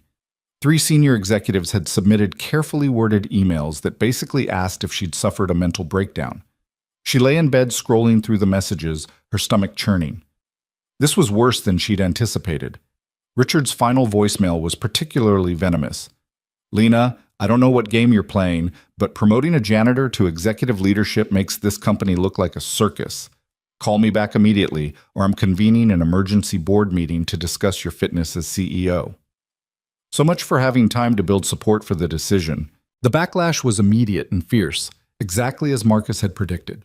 Lena forced herself out of bed, showered in water that felt too cold, and dressed in her most severe suit, black, sharply tailored, armor for the battle ahead. She arrived at Tech Vanguard by 6:15 to find Noah already in the development lab, working with the engineering team as if nothing had changed. Except everything had changed. The email announcement meant that everyone now knew Noah wasn't just a consultant brought in to solve a crisis. He was being elevated to their level, given authority over systems and people, made permanent rather than temporary. And the engineers who'd been cautiously respectful yesterday were now exchanging uncomfortable glances and whispering in corners. Thomas intercepted Lena before she could enter the lab. His expression was carefully neutral, but tension radiated from every line of his body. "We need to talk. About Noah." "What about him?" Lena kept her voice level, professional. "The team is uncomfortable, not with his technical abilities. Everyone agrees he's brilliant. But making him chief security architect? Lena, that's a C-level position. He'd be attending executive meetings, making company-wide decisions, representing Tech Vanguard to clients and partners. And his background..." Thomas hesitated, choosing his words carefully. "The Cyberdyne situation raises questions about judgment, about loyalty. He showed extraordinary judgment at Cyberdyne. He put safety over his career, which is exactly the kind of person I want in leadership. Or he's someone who can't be trusted to keep company secrets when he disagrees with company decisions, Thomas countered. I'm not saying he was wrong to blow the whistle. I'm saying that from a business perspective, it makes him a risk. What happens when we make a choice he doesn't like? Does he go to the press? To regulators? Lena had expected this argument and had her response prepared. What happens when we make a choice that's genuinely dangerous or unethical and nobody has the courage to speak up? We become Cyberdyne. We become the kind of company that prioritizes profit over safety and gets people hurt. I'd rather have someone willing to challenge bad decisions than someone who'll stay quiet while we drive off a cliff. That's idealistic, but this is reality. The board is going to crucify you for this decision. And honestly, Thomas lowered his voice, I think they might be right. Noah's talents are undeniable, but there are ways to utilize him without putting him in executive leadership. Keep him as a consultant, pay him well, give him respect and recognition. But asking the industry to accept a janitor as a C-level executive at a major tech company, it's too much, too fast. Before Lena could respond, her phone rang. Richard Caldwell, calling for the 8th time. She silenced it, but the interruption had made Thomas's point for him. The old guard wasn't going to accept this quietly. I'm not backing down, Lena said firmly. Noah earned this position. The fact that he cleaned offices for 7 years doesn't change what he's capable of or what he's already done for this company. Then you're going to lose your job over this, Thomas said bluntly. The board can remove you with a majority vote. Richard's been looking for an excuse since you were appointed. You just handed him one. The words hit harder than Lena wanted to admit, but she kept her expression neutral. If the board wants me gone because I promoted the person who saved our flagship product and identified millions in security vulnerabilities, then maybe I'm not supposed to be CEO of this company. Thomas studied her face, his own expression softening slightly. You really believe in him that much? I believe in doing the right thing even when it's hard, especially when it's hard. Lena met his eyes. And I believe we've built an industry that's brilliant at innovation, but terrible at recognizing talent when it doesn't fit our narrow expectations. Noah is proof of that. How many other brilliant people have we overlooked because they didn't go to the right schools or work at the right companies? Probably a lot, Thomas admitted. But changing that doesn't happen by executive fiat. It happens gradually through culture shifts and policy changes and waiting for the perfect moment that never comes while talented people waste their potential in jobs that don't challenge them. Lena's voice rose despite her attempts to stay calm. I'm tired of gradual change, Thomas. I want actual change, the kind that makes people uncomfortable because it challenges assumptions they've never questioned. Thomas opened his mouth to respond, but Sarah Kim appeared, her expression urgent. Lena, Richard Caldwell is here, in the conference room with 3 other board members. They're demanding to speak with you immediately. So the emergency meeting was happening with or without official convening. Lena's pulse quickened, but she nodded calmly. Tell them I'll be there in 5 minutes. She walked into the development lab where Noah was explaining something to 2 engineers, his hands moving expressively as he described system architecture. He looked up when Lena entered, and something in her expression must have warned him because his face tightened. Problems? He asked quietly. Board members, wanting to discuss your promotion. Lena kept her voice low. This might get ugly. Then withdraw the offer. Tell them you made a mistake, that it was a heat-of-the-moment decision during a crisis. I'll understand. Will you? Lena searched his face. Because I think you have spent 7 years understanding why people don't stand up for what's right. I don't want to give you another reason to believe that. Noah's expression was unreadable. You shouldn't sacrifice your career for me. You've worked too hard to get where you are. So have you. The difference is I haven't been knocked down yet. Maybe it's time I risk something that matters. Lena straightened her shoulders. Keep working. I'll handle this. She walked to the conference room with her heart hammering, but her stride confident. The board members were already seated. Richard Caldwell at the head of the table, because of course he was, flanked by Patricia Morrison and James Chen, both senior members with decades of industry experience. The 4th person was David Kumar, the company's lead investor, and the one voice that might actually listen to reason. Lena, Richard began without preamble, What the hell are you thinking? Good morning to you too, Richard. Coffee? She gestured toward the pot on the credenza, deliberately casual despite the tension crackling through the room. This isn't a social call. Your email this morning, promoting a janitor to chief security architect, it's insane. Patricia, tell her. Patricia Morrison leaned forward, her expression more diplomatic than Richard's, but no less concerned. Lena, we understand you're under stress. The Genesis crisis has been intense, and we appreciate that you found a solution. But this promotion seems like a decision made in the heat of the moment without proper consideration of the implications. I've considered the implications extensively, Lena said, taking a seat across from them. She projected calm she didn't entirely feel. Noah Brooks identified and documented critical security vulnerabilities that our entire IT department missed. He developed the solution that saved Genesis. His expertise is exactly what this company needs in a security leadership role. His expertise from 9 years ago, James Chen interjected, before he was fired for violating non-disclosure agreements and blacklisted from the industry. That's not exactly a sterling recommendation. He was fired for reporting safety concerns that turned out to be completely valid. Cyberdyne's software failed catastrophically 6 months later, exactly as he predicted. He was right, and they punished him for it. That may be true, but it doesn't change the perception problem, Patricia said. Our clients, our partners, our investors, they're going to see a janitor promoted to executive leadership and question our judgment. This makes us look desperate or incompetent or both. We were desperate, Lena said bluntly. Genesis was failing and none of our senior architects could fix it. A man we'd dismissed as irrelevant because of his job title solved the problem in hours. If that doesn't demonstrate the limitations of how we evaluate talent, I don't know what does. It demonstrates that he's smart, Richard snapped. Nobody's questioning that, but being smart doesn't qualify someone for executive leadership. There are political dimensions, client relations, strategic planning. Does he have any experience with those aspects of the role? Do any of us when we start? Leadership skills are learned, Richard. We all had our first executive position at some point. After working our way up through proper channels, building relationships, proving ourselves over years of progression, Richard's face was reddening, not jumping from janitor to C-suite in one insane leap. David Kumar finally spoke, his voice quieter than the others, but carrying weight. Lena, help me understand something. Is this really about Noah's qualifications, or is this about making a statement? Because if it's the latter, if you're trying to prove a point about class or opportunity or whatever, then you're using your position as CEO to push a social agenda rather than making sound business decisions. The question was fair, and Lena took a moment to consider her answer carefully. It's both, she said finally.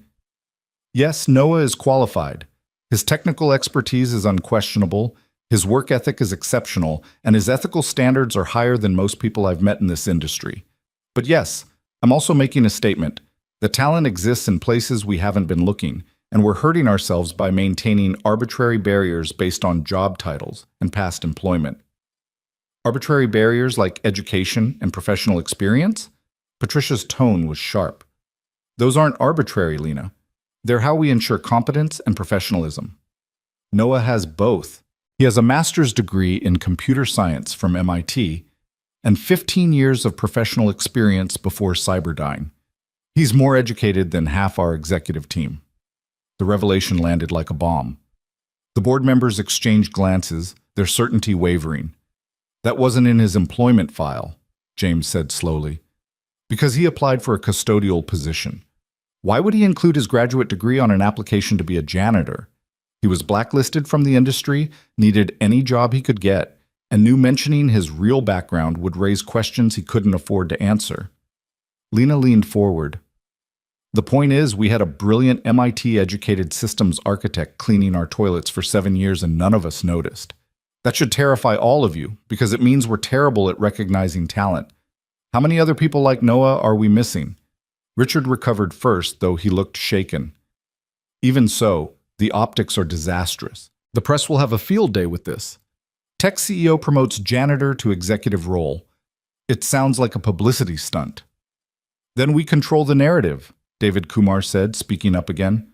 We don't hide Noah's background. We celebrate it.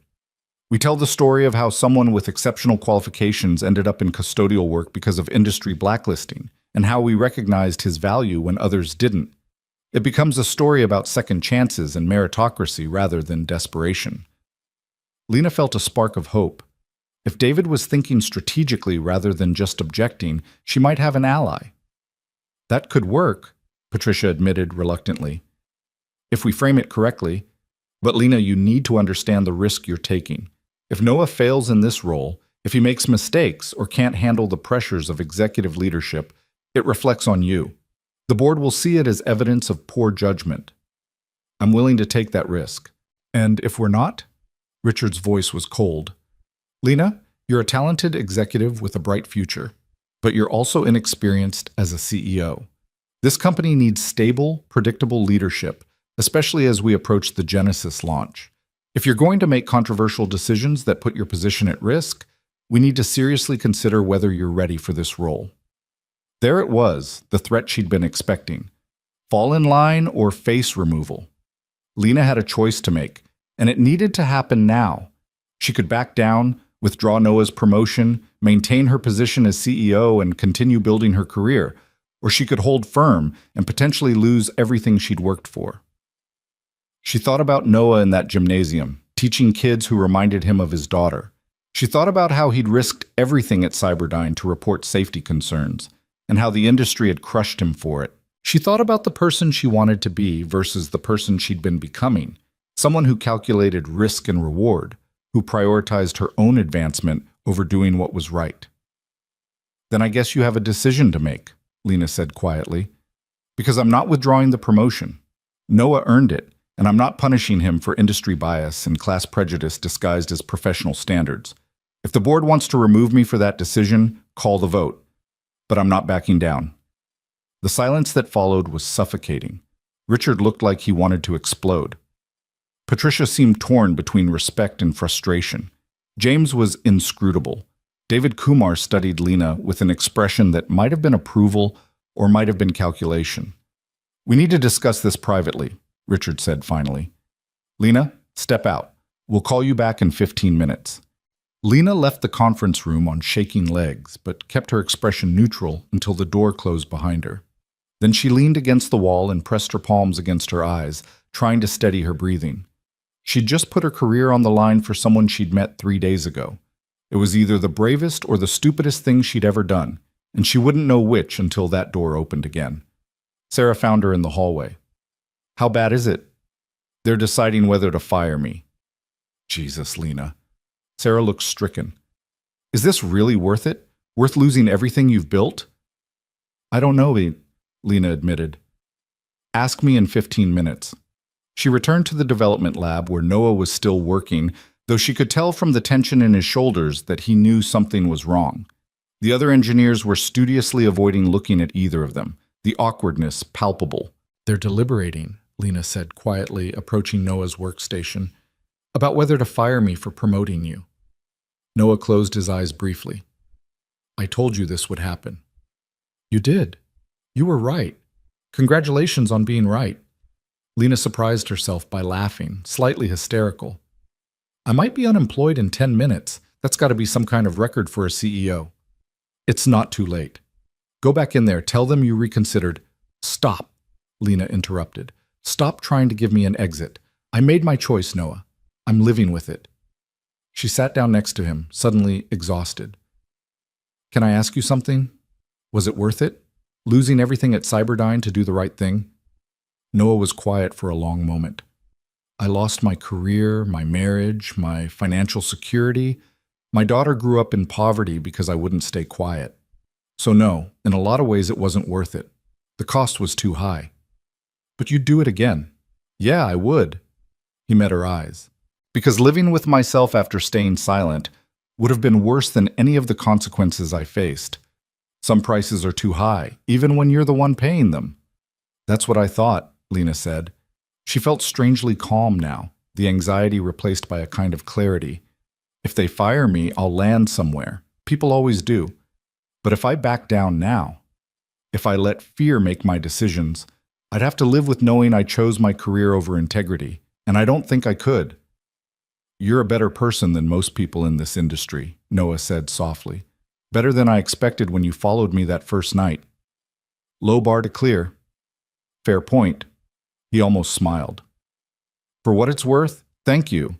For believing I deserved better than I got. Most people didn't. Before Lena could respond, Sarah appeared in the doorway. They're ready for you. Lena stood, smoothing her suit jacket more from habit than necessity. Wish me luck. You don't need luck, Noah said. You need them to be better people than they probably are. It wasn't reassuring, but it was honest. Lena walked back to the conference room, knocked once, and entered without waiting for permission. The board members looked tired, their expressions varying from resigned to hostile. Richard still looked angry, but David Kumar's face was neutral in a way that suggested compromise had been reached. We've made a decision, Richard said stiffly. Against my better judgment, we're going to allow Noah Brooks's promotion to proceed, on a provisional basis. Lena's knees almost buckled with relief, but she kept her expression controlled. What does provisional mean? It means he has 90 days to prove himself in the role, Patricia explained.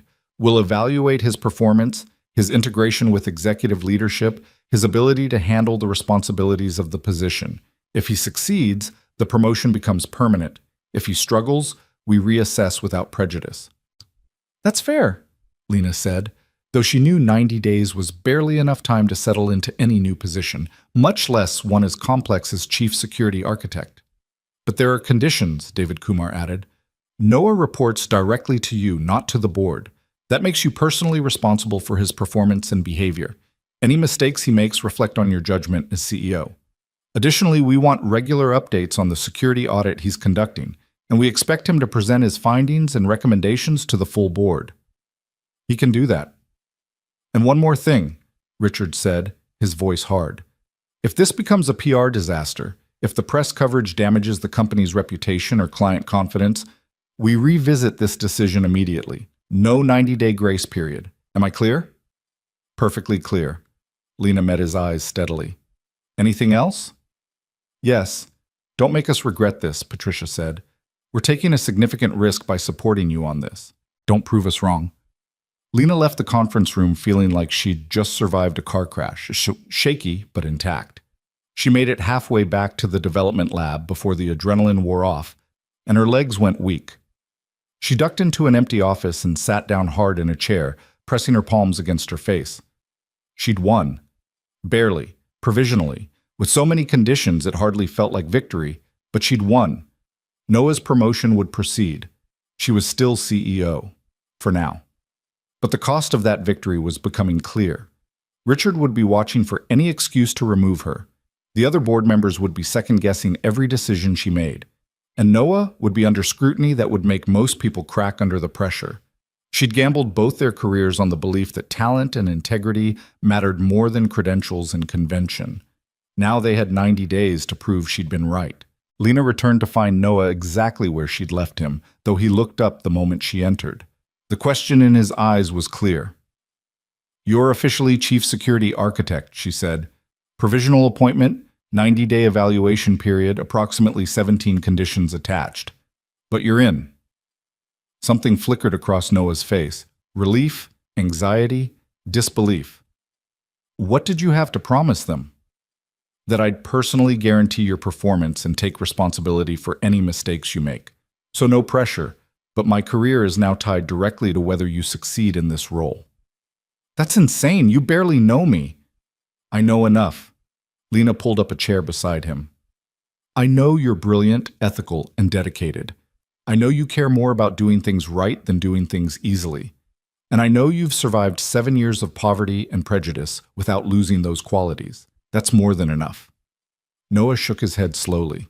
You're either the bravest person I've ever met or the most foolish. I haven't decided which. Why not both? Lena smiled despite her exhaustion. Now, we have 90 days to conduct a comprehensive security audit, implement fixes for every vulnerability you've found, identify whoever's been stealing from us, and prove to a skeptical board that I didn't just commit career suicide. Where do we start? With coffee, Noah said. Very strong coffee. Because if we're doing this, we're doing it right, and that means a lot of very long days. Over the next week, Tech Vanguard transformed in ways both visible and invisible. The visible changes were the easiest to track, Noah moving from night custodial shifts to daytime executive hours, though he still left every evening at 10 to teach his students. New security protocols being implemented across all systems. Hardware upgrades, software patches, authentication requirements that made people grumble but kept data safer. The invisible changes were harder to measure, but more profound. Engineers who'd dismissed Noah as a lucky janitor began seeking his advice on their own projects. Security became a company-wide priority rather than an afterthought. And Lena found herself learning to lead differently, watching how Noah taught and guided rather than commanded, how he built trust through competence and respect rather than authority. The Genesis launch happened on a Friday morning, 3 weeks after Noah's promotion and ahead of their original deadline. The system performed flawlessly. No crashes, no conflicts, no cascade failures. The AI and operating system worked in harmony, mediated by the elegant solution Noah had designed and the engineering team had implemented. Industry analysts praised it as revolutionary. Early reviews from test users were overwhelmingly positive. But the story the press latched onto wasn't the technology, it was Noah. Someone had leaked his background, not the MIT degree or his work at Cyberdyne, but the fairy tale version. Janitor saves billion-dollar product launch. From cleaning offices to corner office. Tech CEO promotes custodian to executive role. The coverage was everywhere, some of it admiring, much of it skeptical. All of it generating attention that made Tech Vanguard's PR department work overtime. Richard Caldwell called Lena 3 times in one day, increasingly agitated. This is exactly what we were afraid of. We look like a sideshow. We look like a company that recognizes talent regardless of where it comes from, Lena countered. Our stock price is up 14% since the Genesis launch. Client inquiries have tripled. I'd say the market doesn't think we're a sideshow. But privately, she worried. The attention on Noah was intense, and not all of it kind. Industry forums debated whether the promotion was legitimate or a publicity stunt. Competitors whispered that Tech Vanguard must be desperate if they were promoting janitors. And some of the coverage took on ugly undertones, questioning Noah's credentials, digging into his past, trying to find scandals or controversies. Noah handled it with quiet dignity that Lena admired and couldn't quite understand. When reporters called for interviews, he declined politely. When industry blogs published skeptical takes on his qualifications, he ignored them. He just kept working, conducting his security audit, mentoring engineers who were willing to learn from him, teaching his evening classes as if nothing had changed. "Doesn't it bother you?" Lena asked him one evening as they reviewed security reports in her office. "The things people are saying?" "People have been saying worse for 7 years," Noah replied without looking up from his laptop. "At least now they're saying it about someone in a position to prove them wrong instead of someone they successfully destroyed. Still, the constant scrutiny, the questions about whether you deserve this—" "I don't deserve it," Noah interrupted. "Not more than 1,000 other talented people who'll never get this opportunity. I got lucky. You happened to follow me on a night when I was teaching instead of doing literally anything else.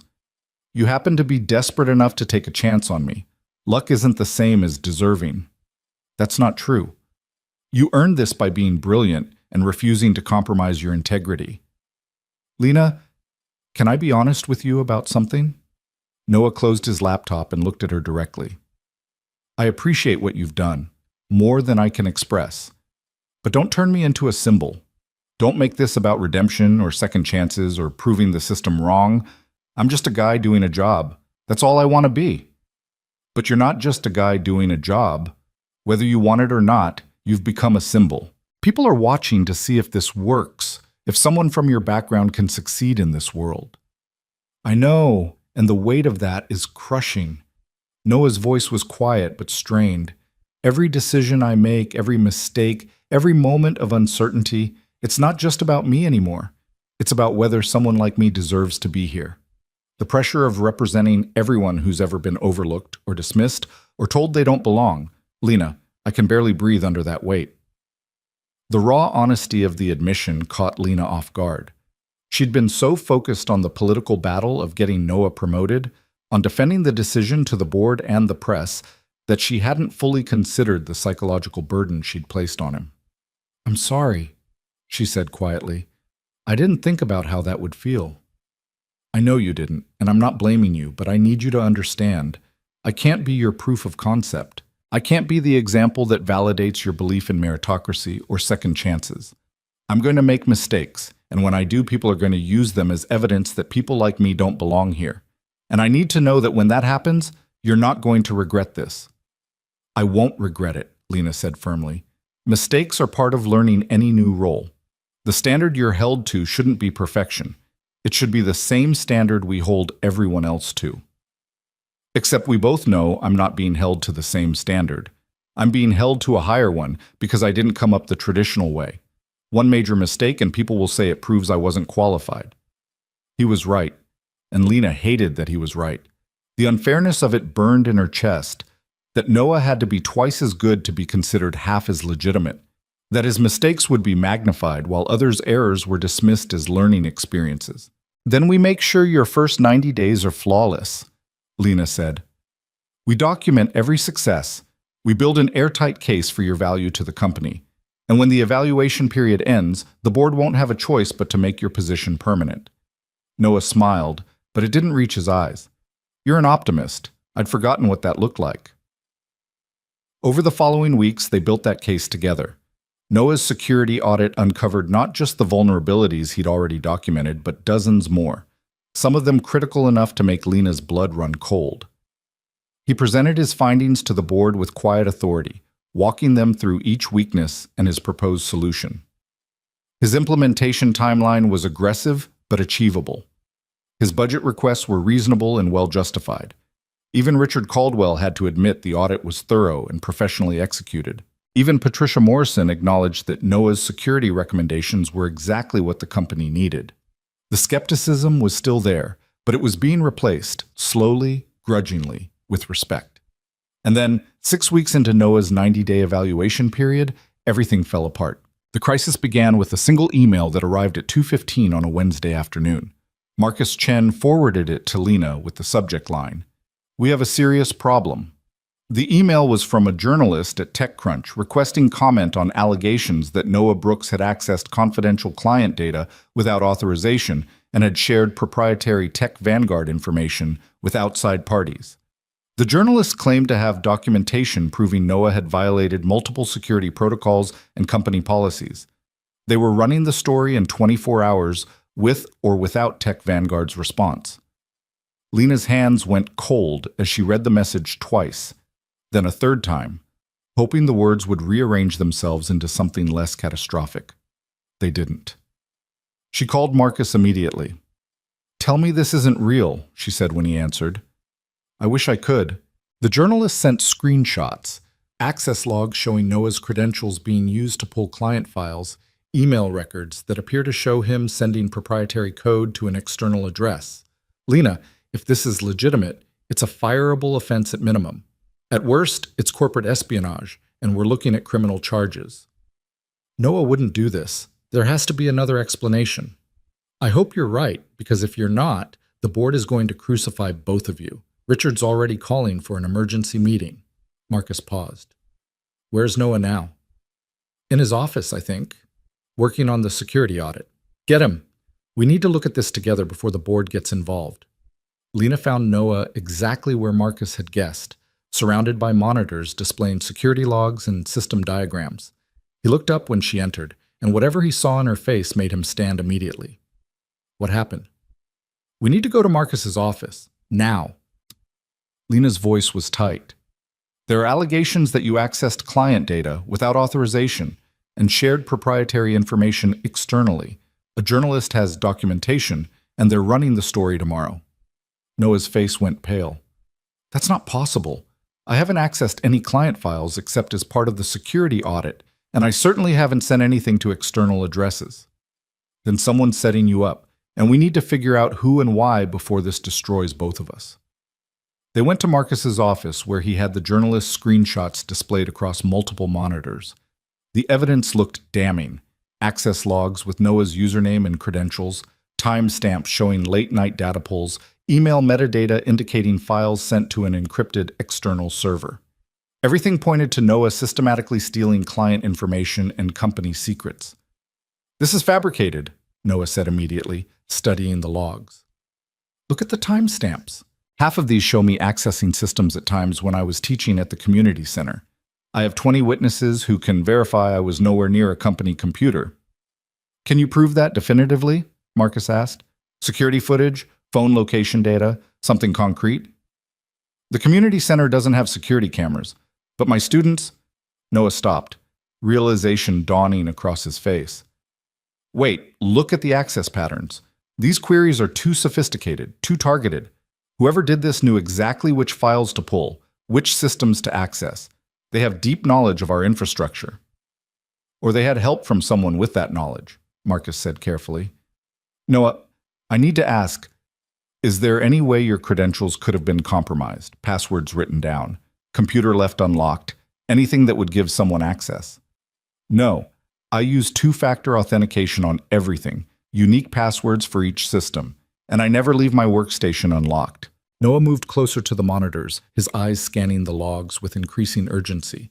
"But these access patterns, I've seen this before." "Where?" Lena asked. "In the financial data I was investigating, the small-scale theft I told you about." Noah pulled up his own files on one of Marcus's monitors, comparing the patterns side by side. "Look, same methodology, same systematic approach to covering tracks. Whoever's been stealing from the company is the same person who's framing me now." "That's a hell of a claim," Marcus said. "Can you prove it?" "Give me 2 hours with full system access and I can trace this back to its source." Noah's voice was steady but urgent. "Marcus, I know how this looks. I know you have every reason to suspect me, but I swear on everything I have left, I didn't do this. And if you let me prove it, I can catch whoever actually did." Marcus looked at Lena. "Your call. But if we give him access and he destroys evidence or compromises the investigation further—" "We're already compromised," Lena interrupted. "If this story runs tomorrow, Noah's reputation is destroyed regardless of the truth. The board will force me to fire him, probably fire me too, and whoever's actually responsible gets away with it." She met Noah's eyes. "Do it. Find whoever's behind this." For the next 2 hours, Lena and Marcus watched Noah work with an intensity that bordered on obsessive. He pulled logs, traced IP addresses, analyzed access patterns with the kind of methodical precision that came from years of experience hunting system vulnerabilities. He barely spoke except to request additional access or mutter observations to himself. "There," he said finally, pointing at a screen. "That's the origin point. Someone created a mirror of my credentials 3 weeks ago. Not a copy of my actual password, but a duplicate authentication token that registers as me in the system logs. Every action taken with that token shows up as me, but I never actually performed those actions." "Who has the capability to create duplicate tokens?" Marcus asked. "Anyone with administrative access to our authentication servers, which is—" Noah pulled up a list. 12 people. System administrators, senior engineers, executive leadership. "That's still too many suspects," Lena said. "Can you narrow it down?" "Already did. Look at the timing of when the token was created. 3 a.m. on a Tuesday 3 weeks ago. I cross-referenced that timestamp with building access logs." Noah pulled up security footage. Only one person with admin privileges was in the building at that time. The footage showed a figure at a workstation on the 43rd floor, the executive level. The image quality wasn't perfect, but it was clear enough to identify. James Chen, board member and former CTO. The revelation hit like a physical blow. James Chen had been with Tech Vanguard since its founding, was one of the most respected figures in the company, had decades of impeccable reputation. The idea that he would steal from the company he'd helped build seemed impossible. "You're certain?" Marcus asked, his voice strained. "The evidence is clear. He created the duplicate token, used it to access financial systems and client data, and when my security audit got too close to exposing him, he planted evidence to frame me. It's actually brilliant in a twisted way. Who would believe the janitor over a founding board member?" Noah's voice was bitter. "He probably thought I'd be easy to discredit, just another whistleblower who got what was coming to him." "We need to bring this to the board immediately," Lena said, "before that story runs." "And say what?" Marcus looked anguished. That a board member has been stealing from the company and framing our controversial new security chief? Richard already thinks you've lost your mind. This will sound like a desperate conspiracy theory. Then we make the evidence so overwhelming they can't dismiss it. Noah was already compiling documentation. Every transaction, every access log, every piece of digital forensics that proves what happened. We present it methodically, professionally, and we let the facts speak for themselves. They worked through the night, building an airtight case. By 6 a.m., they had a presentation that tracked James Chen's activities over the past 8 months. Small financial transfers totaling over $200,000, accessed client data likely sold to competitors, and finally the systematic effort to frame Noah when the security audit threatened to expose everything. The emergency board meeting was called for 8 a.m.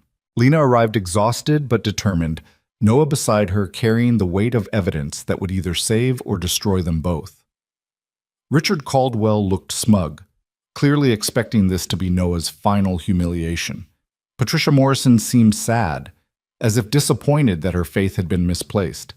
David Kumar was unreadable. James Chen was conspicuously absent.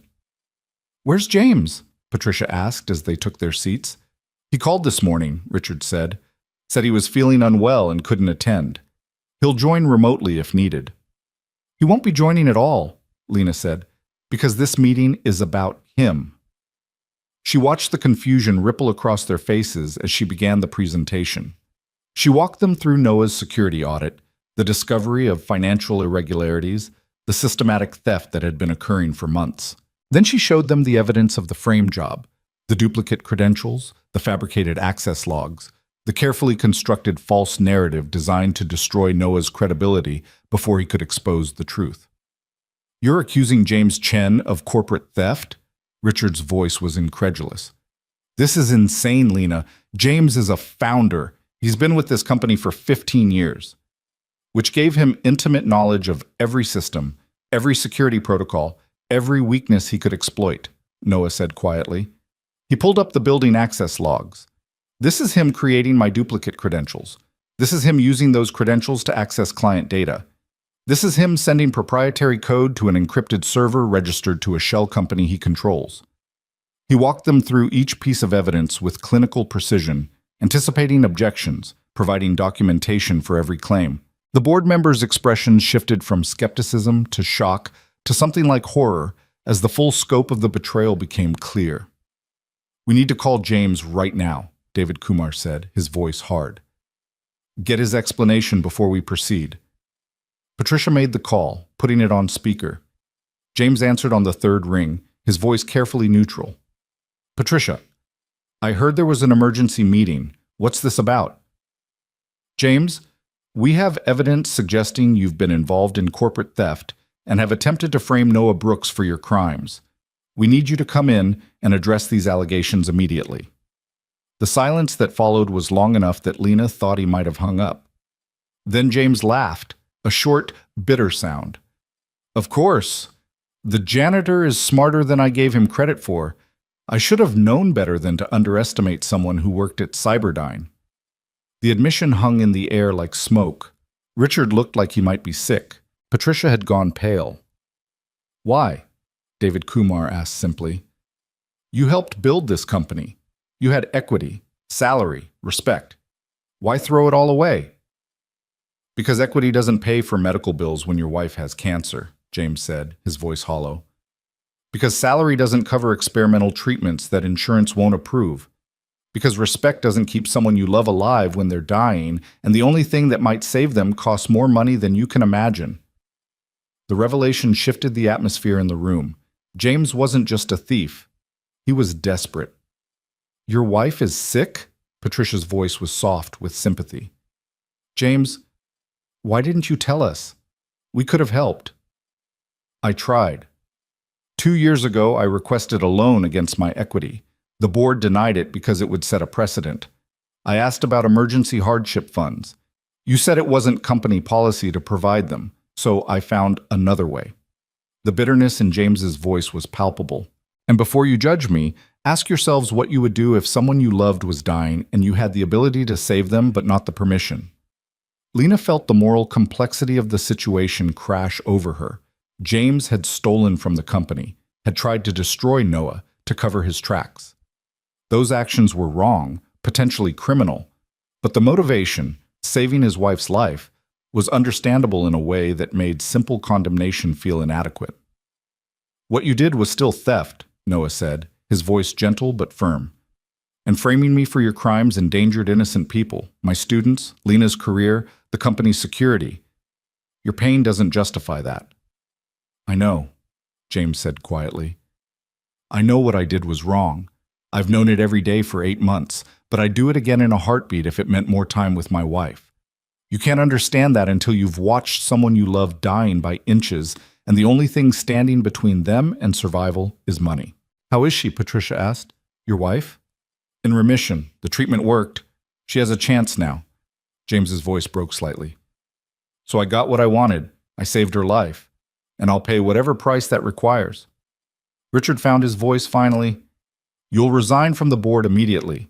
You'll return every dollar you stole, and we'll decide whether to involve law enforcement or handle this through civil litigation." "I expected nothing less," James said. "For what it's worth, I'm sorry. To all of you, but especially to Noah. You didn't deserve to be caught up in this. I convinced myself that framing someone who'd already been destroyed once wouldn't matter as much as framing someone with something to lose. I was wrong." The call ended and the board sat in heavy silence. Finally, David Kumar spoke. "Well, Noah, you just proved beyond any doubt that you deserved the position Lena gave you. You saved the company from a security breach and caught a thief none of us suspected. I think your evaluation period can be considered successfully completed." "Agreed," Patricia said. "And I owe you an apology. I questioned whether someone with your background belonged in executive leadership. You've proven that background has nothing to do with capability." Even Richard grudgingly nodded. "You've earned your place here. I still think Lena's methods were reckless, but I can't argue with results." Noah didn't look triumphant. He looked tired. James was right about one thing. I have been destroyed before.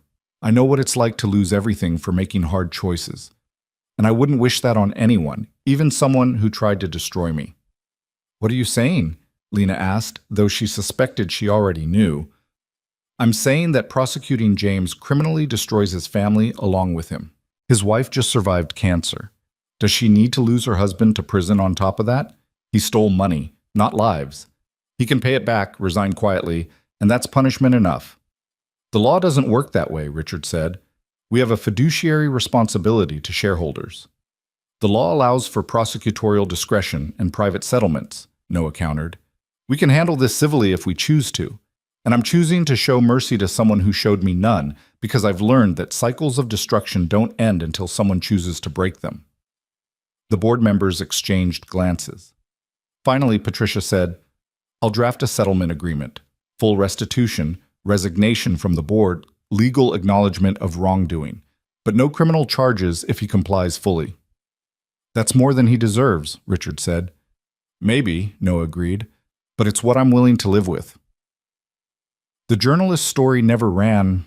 Lena's PR team provided them with the full context, not just the allegations against Noah, but the actual theft, the frame job, and most importantly, Noah's investigation that had uncovered it all.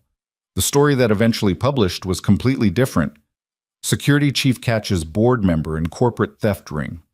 Noah went from suspected criminal to celebrated investigator in the span of a single news cycle. The irony wasn't lost on Lena. Public perception shifted so quickly, so completely, based on which narrative reached them first.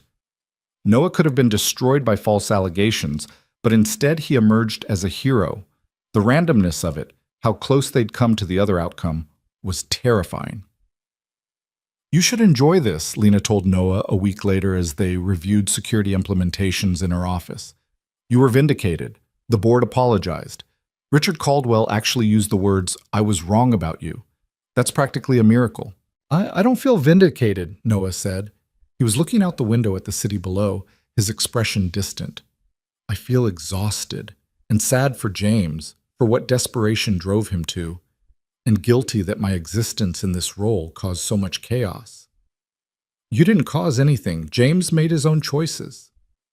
I know, but I can't shake the feeling that the industry that destroyed me and the industry that's now celebrating me are the same industry. It hasn't actually changed. It just found a narrative it likes better. Lena understood what he meant. The tech world loved a redemption story, an underdog triumph. But the systems that had blacklisted Noah still existed. The prejudices that made his promotion controversial still existed. One good outcome didn't fix structural problems. So what do we do? She asked.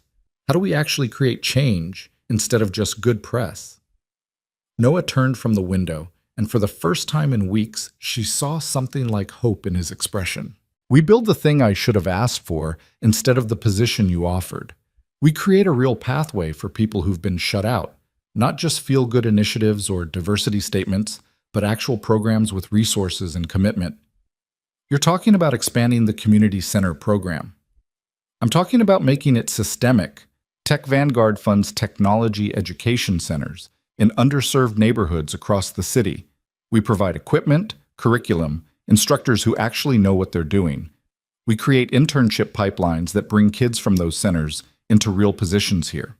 We prove that talent exists everywhere, and we build the infrastructure to develop it. Lena felt excitement building despite her exhaustion. The board will say it's too expensive, too ambitious. Then I'll quit being chief security architect and run it independently. The work matters more than the title. Wait, Lena said, alarmed. You're serious? Noah met her eyes steadily.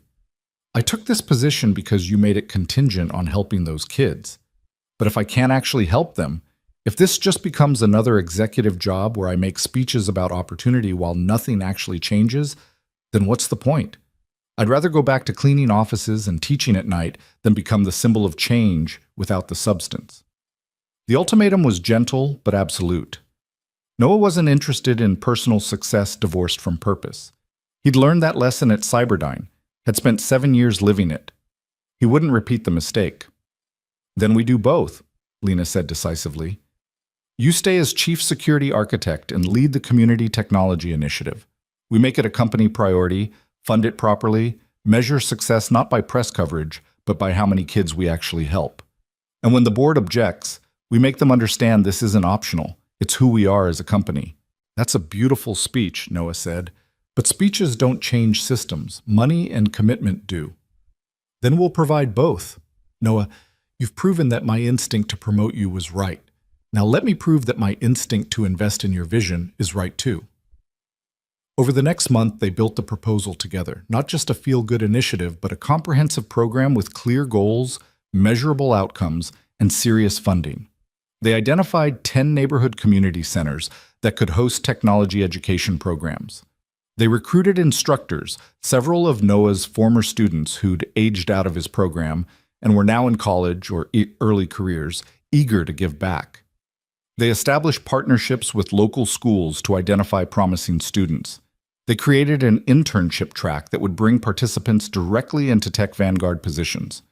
The proposal asked for $2 million in year one funding, with commitments for 3 additional years.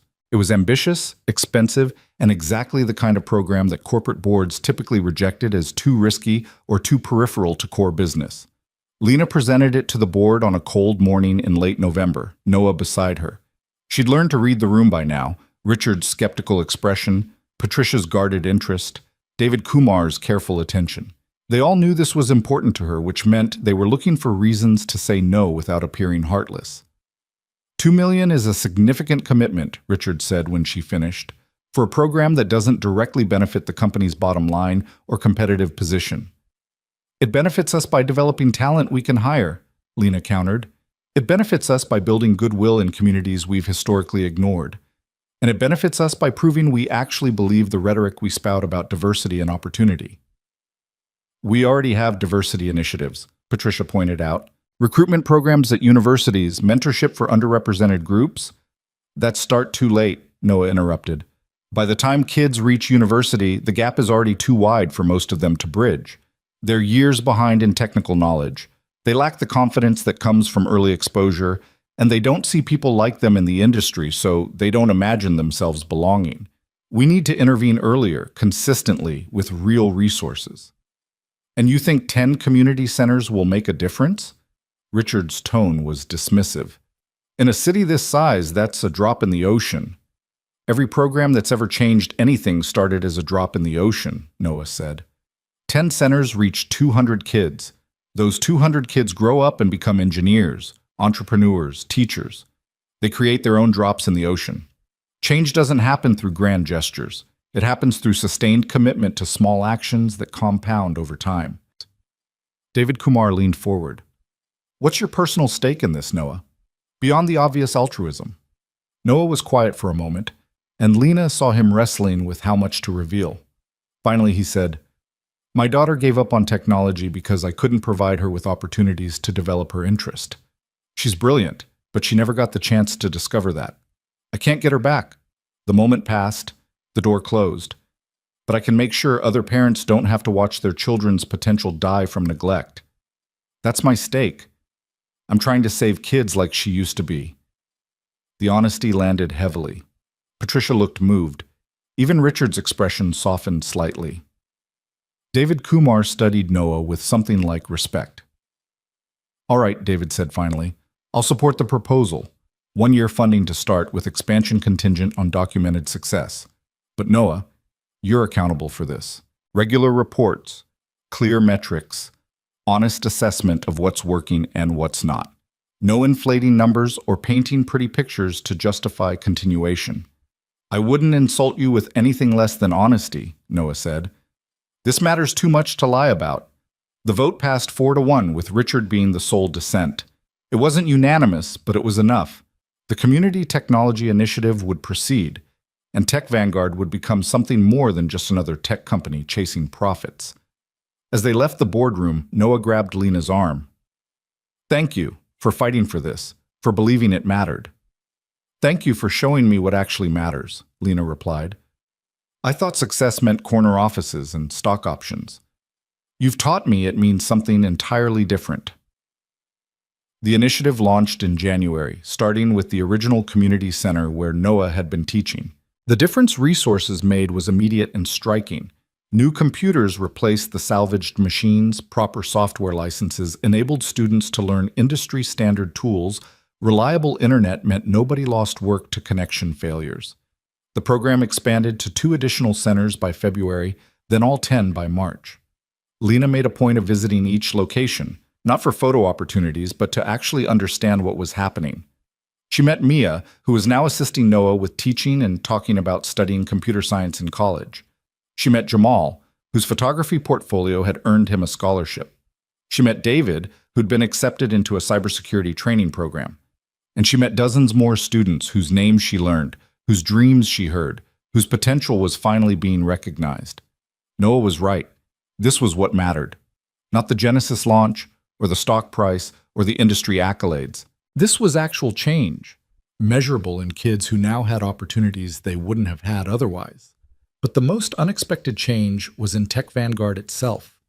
The engineers who'd been skeptical of Noah now sought out students from the community centers for internships. The company culture shifted from one of pure competition to something that included mentorship and giving back. Employees volunteered to teach at the centers, finding purpose beyond their day jobs. The initiative became a point of pride, something that attracted talent who wanted to work for a company that actually cared about community impact. 6 months after the program launched, Lena stood at a graduation ceremony for the first cohort of students who'd completed the advanced track. 30 teenagers received certificates, laptops donated by Tech Vanguard, and letters of recommendation for college applications or job interviews. Noah gave a speech that was characteristically humble and honest. You did this yourselves, he told them.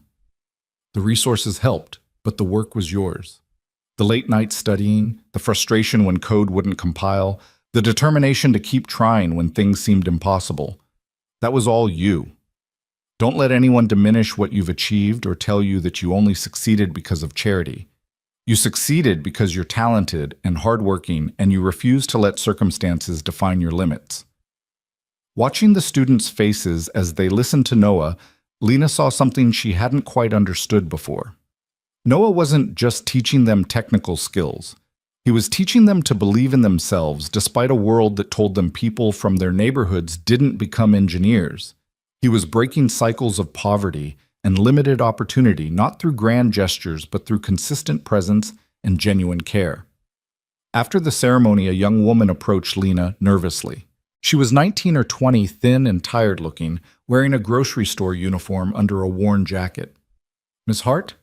I'm Sophie Brooks, Noah's daughter." Lena tried to hide her surprise. Noah had mentioned his daughter, but had never suggested she might attend the ceremony. "It's wonderful to meet you, Sophie. Your father talks about you." "Not much, I'm guessing. We're not really close anymore. Haven't been since I was 13 and everything fell apart." Sophie's voice was matter of fact, but pain flickered beneath the surface. "I heard about the program, about what he's doing for these kids. I wanted to see it for myself." "He's proud of you," Lena said gently. "He may not say it, but I can tell." Sophie shook her head. "He's disappointed. I gave up on the things he taught me to care about.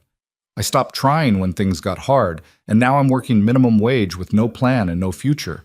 While these kids," she gestured at the celebrating students, "they're getting everything I should have had." The bitterness was understandable but misplaced. "Sophie, your circumstances were different. You were dealing with trauma and instability that these students aren't facing. What happened to you wasn't a failure of character. It was a failure of support systems."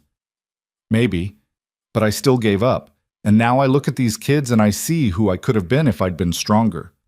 Noah appeared beside them, and the tension that immediately filled the space between father and daughter was palpable. They looked alike. Same dark eyes, same stubborn set to the jaw, but they stood at a distance that spoke of years of accumulated hurt. "Sophie," Noah said quietly, "I didn't know you were coming." "I wanted to see what was more important than your actual family," Sophie said, and though her tone was light, the wound beneath was deep. "You've always been the most important thing in my life," Noah replied. "Everything I do is because I failed you once, and I'm trying to make sure other parents don't make the same mistakes." "You didn't fail me. The world failed us both. You were just trying to survive." Sophie's voice cracked. "But you disappeared into survival, Dad. You worked yourself to exhaustion, and even when you were home, you weren't really there. And now you're doing the same thing for these kids, giving them the attention and time and care you couldn't give me, and I'm supposed to what? Be happy about it?" The pain in Noah's expression was raw. "You're right. I wasn't there the way you needed. I was so focused on keeping us afloat financially that I lost sight of everything else that mattered. I can't undo that, Sophie, but I can try to prevent other kids from feeling what you felt." "By replacing me with students who remind you of me?" "That's not redemption, Dad. That's substitution." "Sophie," Noah's voice broke, "I don't know how to fix what's broken between us. I've tried. I've called, I've reached out, but you keep pushing me away and I understand why. I failed you when you needed me most, but I'm not trying to replace you. I'm trying to honor you by making sure your experience, what you lost, what you gave up, means something. That's the only way I know how to live with what happened." They stood in silence, years of unspoken hurt and missed connections heavy between them. Lena knew she should leave, give them privacy, but something made her stay. "What if I wanted to come back?" Sophie asked finally, so quietly Lena almost missed it. "Not to programming or computers or any of that, but to you. To having a father again instead of this polite stranger who sends birthday cards and tries too hard." Noah's face transformed, hope breaking through the careful control. "I would want nothing more. Sophie, you're my daughter. You will always be more important than any job or program or redemption project. I'm sorry I made you feel otherwise. I need you to actually be present, not just physically there while your mind is somewhere else planning the next lesson or solving the next problem." "I can do that. I will do that." Noah stepped closer, hesitant, as if approaching something fragile. "What would help? What do you need from me?" "Dinner. Once a week. Just us. No phone, no work talk, no students. Just us being family again." Sophie's eyes were bright with unshed tears. "And maybe, this is going to sound stupid, but maybe you could teach me again, like you used to when I was little before everything fell apart. I miss that version of us." "That doesn't sound stupid at all," Noah said, and now he was crying too. "Sophie, I would love that. More than anything." Lena watched them embrace, Noah holding his daughter like she might disappear if he let go, Sophie crying into his shoulder the way she probably hadn't since she was a child. It was redemption of a different kind than Noah had been seeking. Not saving other people's children to atone for failing his own, but actually repairing the relationship he'd thought was broken beyond fixing. She slipped away quietly, giving them privacy for the reconciliation that should have happened years ago. Outside, the evening air was cool and fresh, carrying the scent of rain. Lena stood in the parking lot of a community center in a neighborhood she'd never visited before this initiative, and felt something shift fundamentally inside her. She'd started this journey following a janitor she suspected of theft, driven by fear and protecting her position. She'd ended it here, watching a father reconnect with his daughter, surrounded by students whose lives had been changed by something she'd helped create. The distance between those two moments felt infinite. Her phone buzzed with messages, board communications, investor updates, 100 small crises demanding attention. The work never stopped. But for once, Lena didn't feel the urgent need to respond immediately. Some things were more important than stock prices and quarterly reports.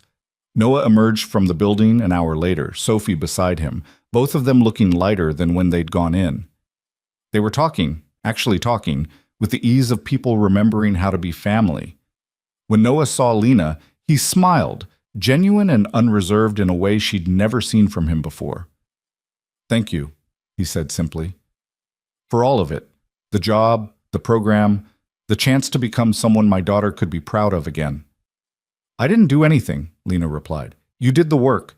You saved Genesis, caught James, built this program from nothing. I just had the good sense to get out of your way.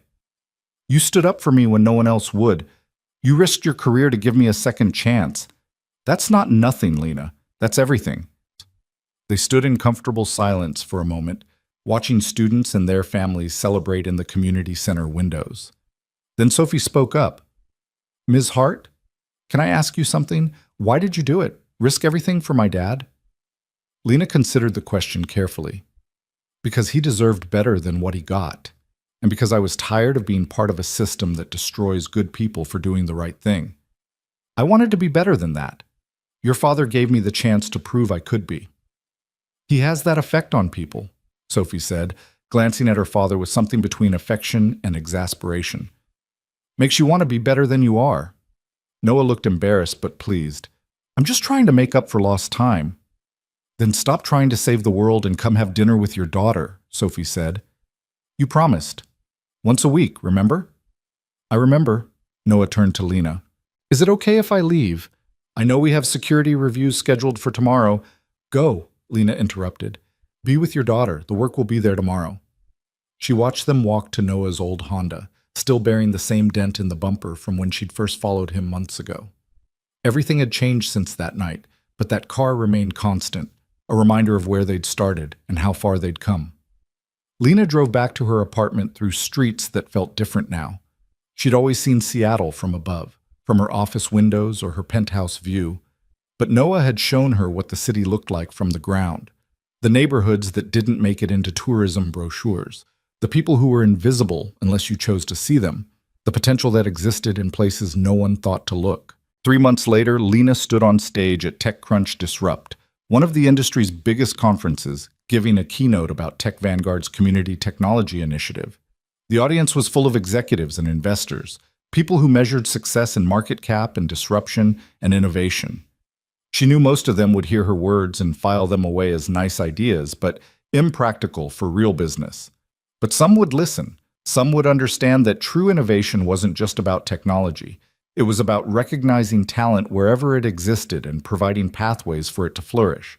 Some would take the model back to their own companies and adapt it, expanding the impact beyond what Tech Vanguard could achieve alone. "We found our chief security architect cleaning our offices at midnight," Lena told the audience. "Not because he wasn't qualified for better, but because the industry had decided he was too honest to be useful. We almost missed him entirely. How many other brilliant people are we missing because we're looking in the wrong places or asking the wrong questions?" She showed photos from the community centers, students coding, teachers mentoring, the graduation ceremony where 30 kids received certificates and opportunities. She shared statistics. 23 students had been hired as interns at tech companies, 5 had received college scholarships, 12 were still in the program working toward advanced certifications. The numbers were small in absolute terms, but enormous in impact. This isn't charity, Lena emphasized. It's enlightened self-interest. We're developing the talent pool we'll hire from in 5 or 10 years. We're building relationships with communities that have been shut out of the tech economy, and we're proving that the industry's diversity problems aren't about pipeline. They're about access and opportunity. The talent exists. We just have to stop pretending it doesn't. The response was mixed, some enthusiastic applause, some polite but skeptical acknowledgement. Change was hard, and asking successful people to question the systems that had rewarded them was always an uphill battle. But Lena had learned patience from Noah. Change didn't happen through single speeches or grand gestures. It happened through sustained commitment to small actions that compounded over time. Backstage after the keynote, she found Noah waiting with Mia and 3 other students from the program. They'd come to the conference as participants, not observers, attending workshops, networking with engineers, seeing themselves as part of the industry rather than outsiders looking in. "You did good," Noah said. "That speech will plant seeds, even if they take years to grow." "Speaking from experience?" Lena asked. "I reported safety concerns at Cyberdyne 9 years ago. The industry punished me, but the conversation about ethical responsibility in tech started getting louder. Sometimes the impact of doing the right thing takes time to become visible." He smiled. "I'm just glad I lived long enough to see some of those seeds sprout." "So what's next for you? You've fixed our security, launched the community program, reconciled with your daughter. What mountain do you climb now?" Noah laughed. "I was thinking about actually sleeping a full 8 hours. Maybe taking a vacation. Radical concepts, I know. You've earned it, though I have to say I've gotten used to you being around. Tech Vanguard won't be the same without you hovering over everyone's shoulder, making sure they're doing things right." "I'm not going anywhere," Noah said, surprised. "I signed a contract. Besides, I like it here. Turns out executive leadership suits me better than custodial work. Who knew?" "I knew," Lena said. "From the moment I saw you teaching those kids. You were always meant for this, Noah. The industry just took 9 years to figure it out." They stood together watching the students explore the conference, their excitement palpable as they discovered a world that was finally opening its doors to them. This was the future they were building, not perfect, not without setbacks, but genuinely different from what had come before. Lena thought about the person she'd been 6 months ago, so certain of her path and her success, measuring herself by titles and achievements. That person felt like a stranger now. She'd learned that success without purpose was empty, that power without responsibility was meaningless, and that real leadership meant lifting others up rather than climbing over them. "Thank you," she said to Noah, "for teaching me what actually matters." "You taught yourself," Noah replied. "You just needed someone to show you where to look." The conference continued around them, thousands of people discussing disruption and innovation and the future of technology. But standing backstage with Noah and his students, Lena knew the real future wasn't being discussed in those panels and workshops. It was being built here, one student at a time, one opportunity at a time, one person choosing to see potential instead of limitations. The road ahead would be long. Changing an industry didn't happen overnight, but they'd proven it was possible, that people could be better than the systems that shaped them, that second chances could transform lives, and that sometimes the most valuable talent was hiding in plain sight, waiting for someone brave enough to look. Lena Hart had followed a janitor one cold November night, expecting to find a thief.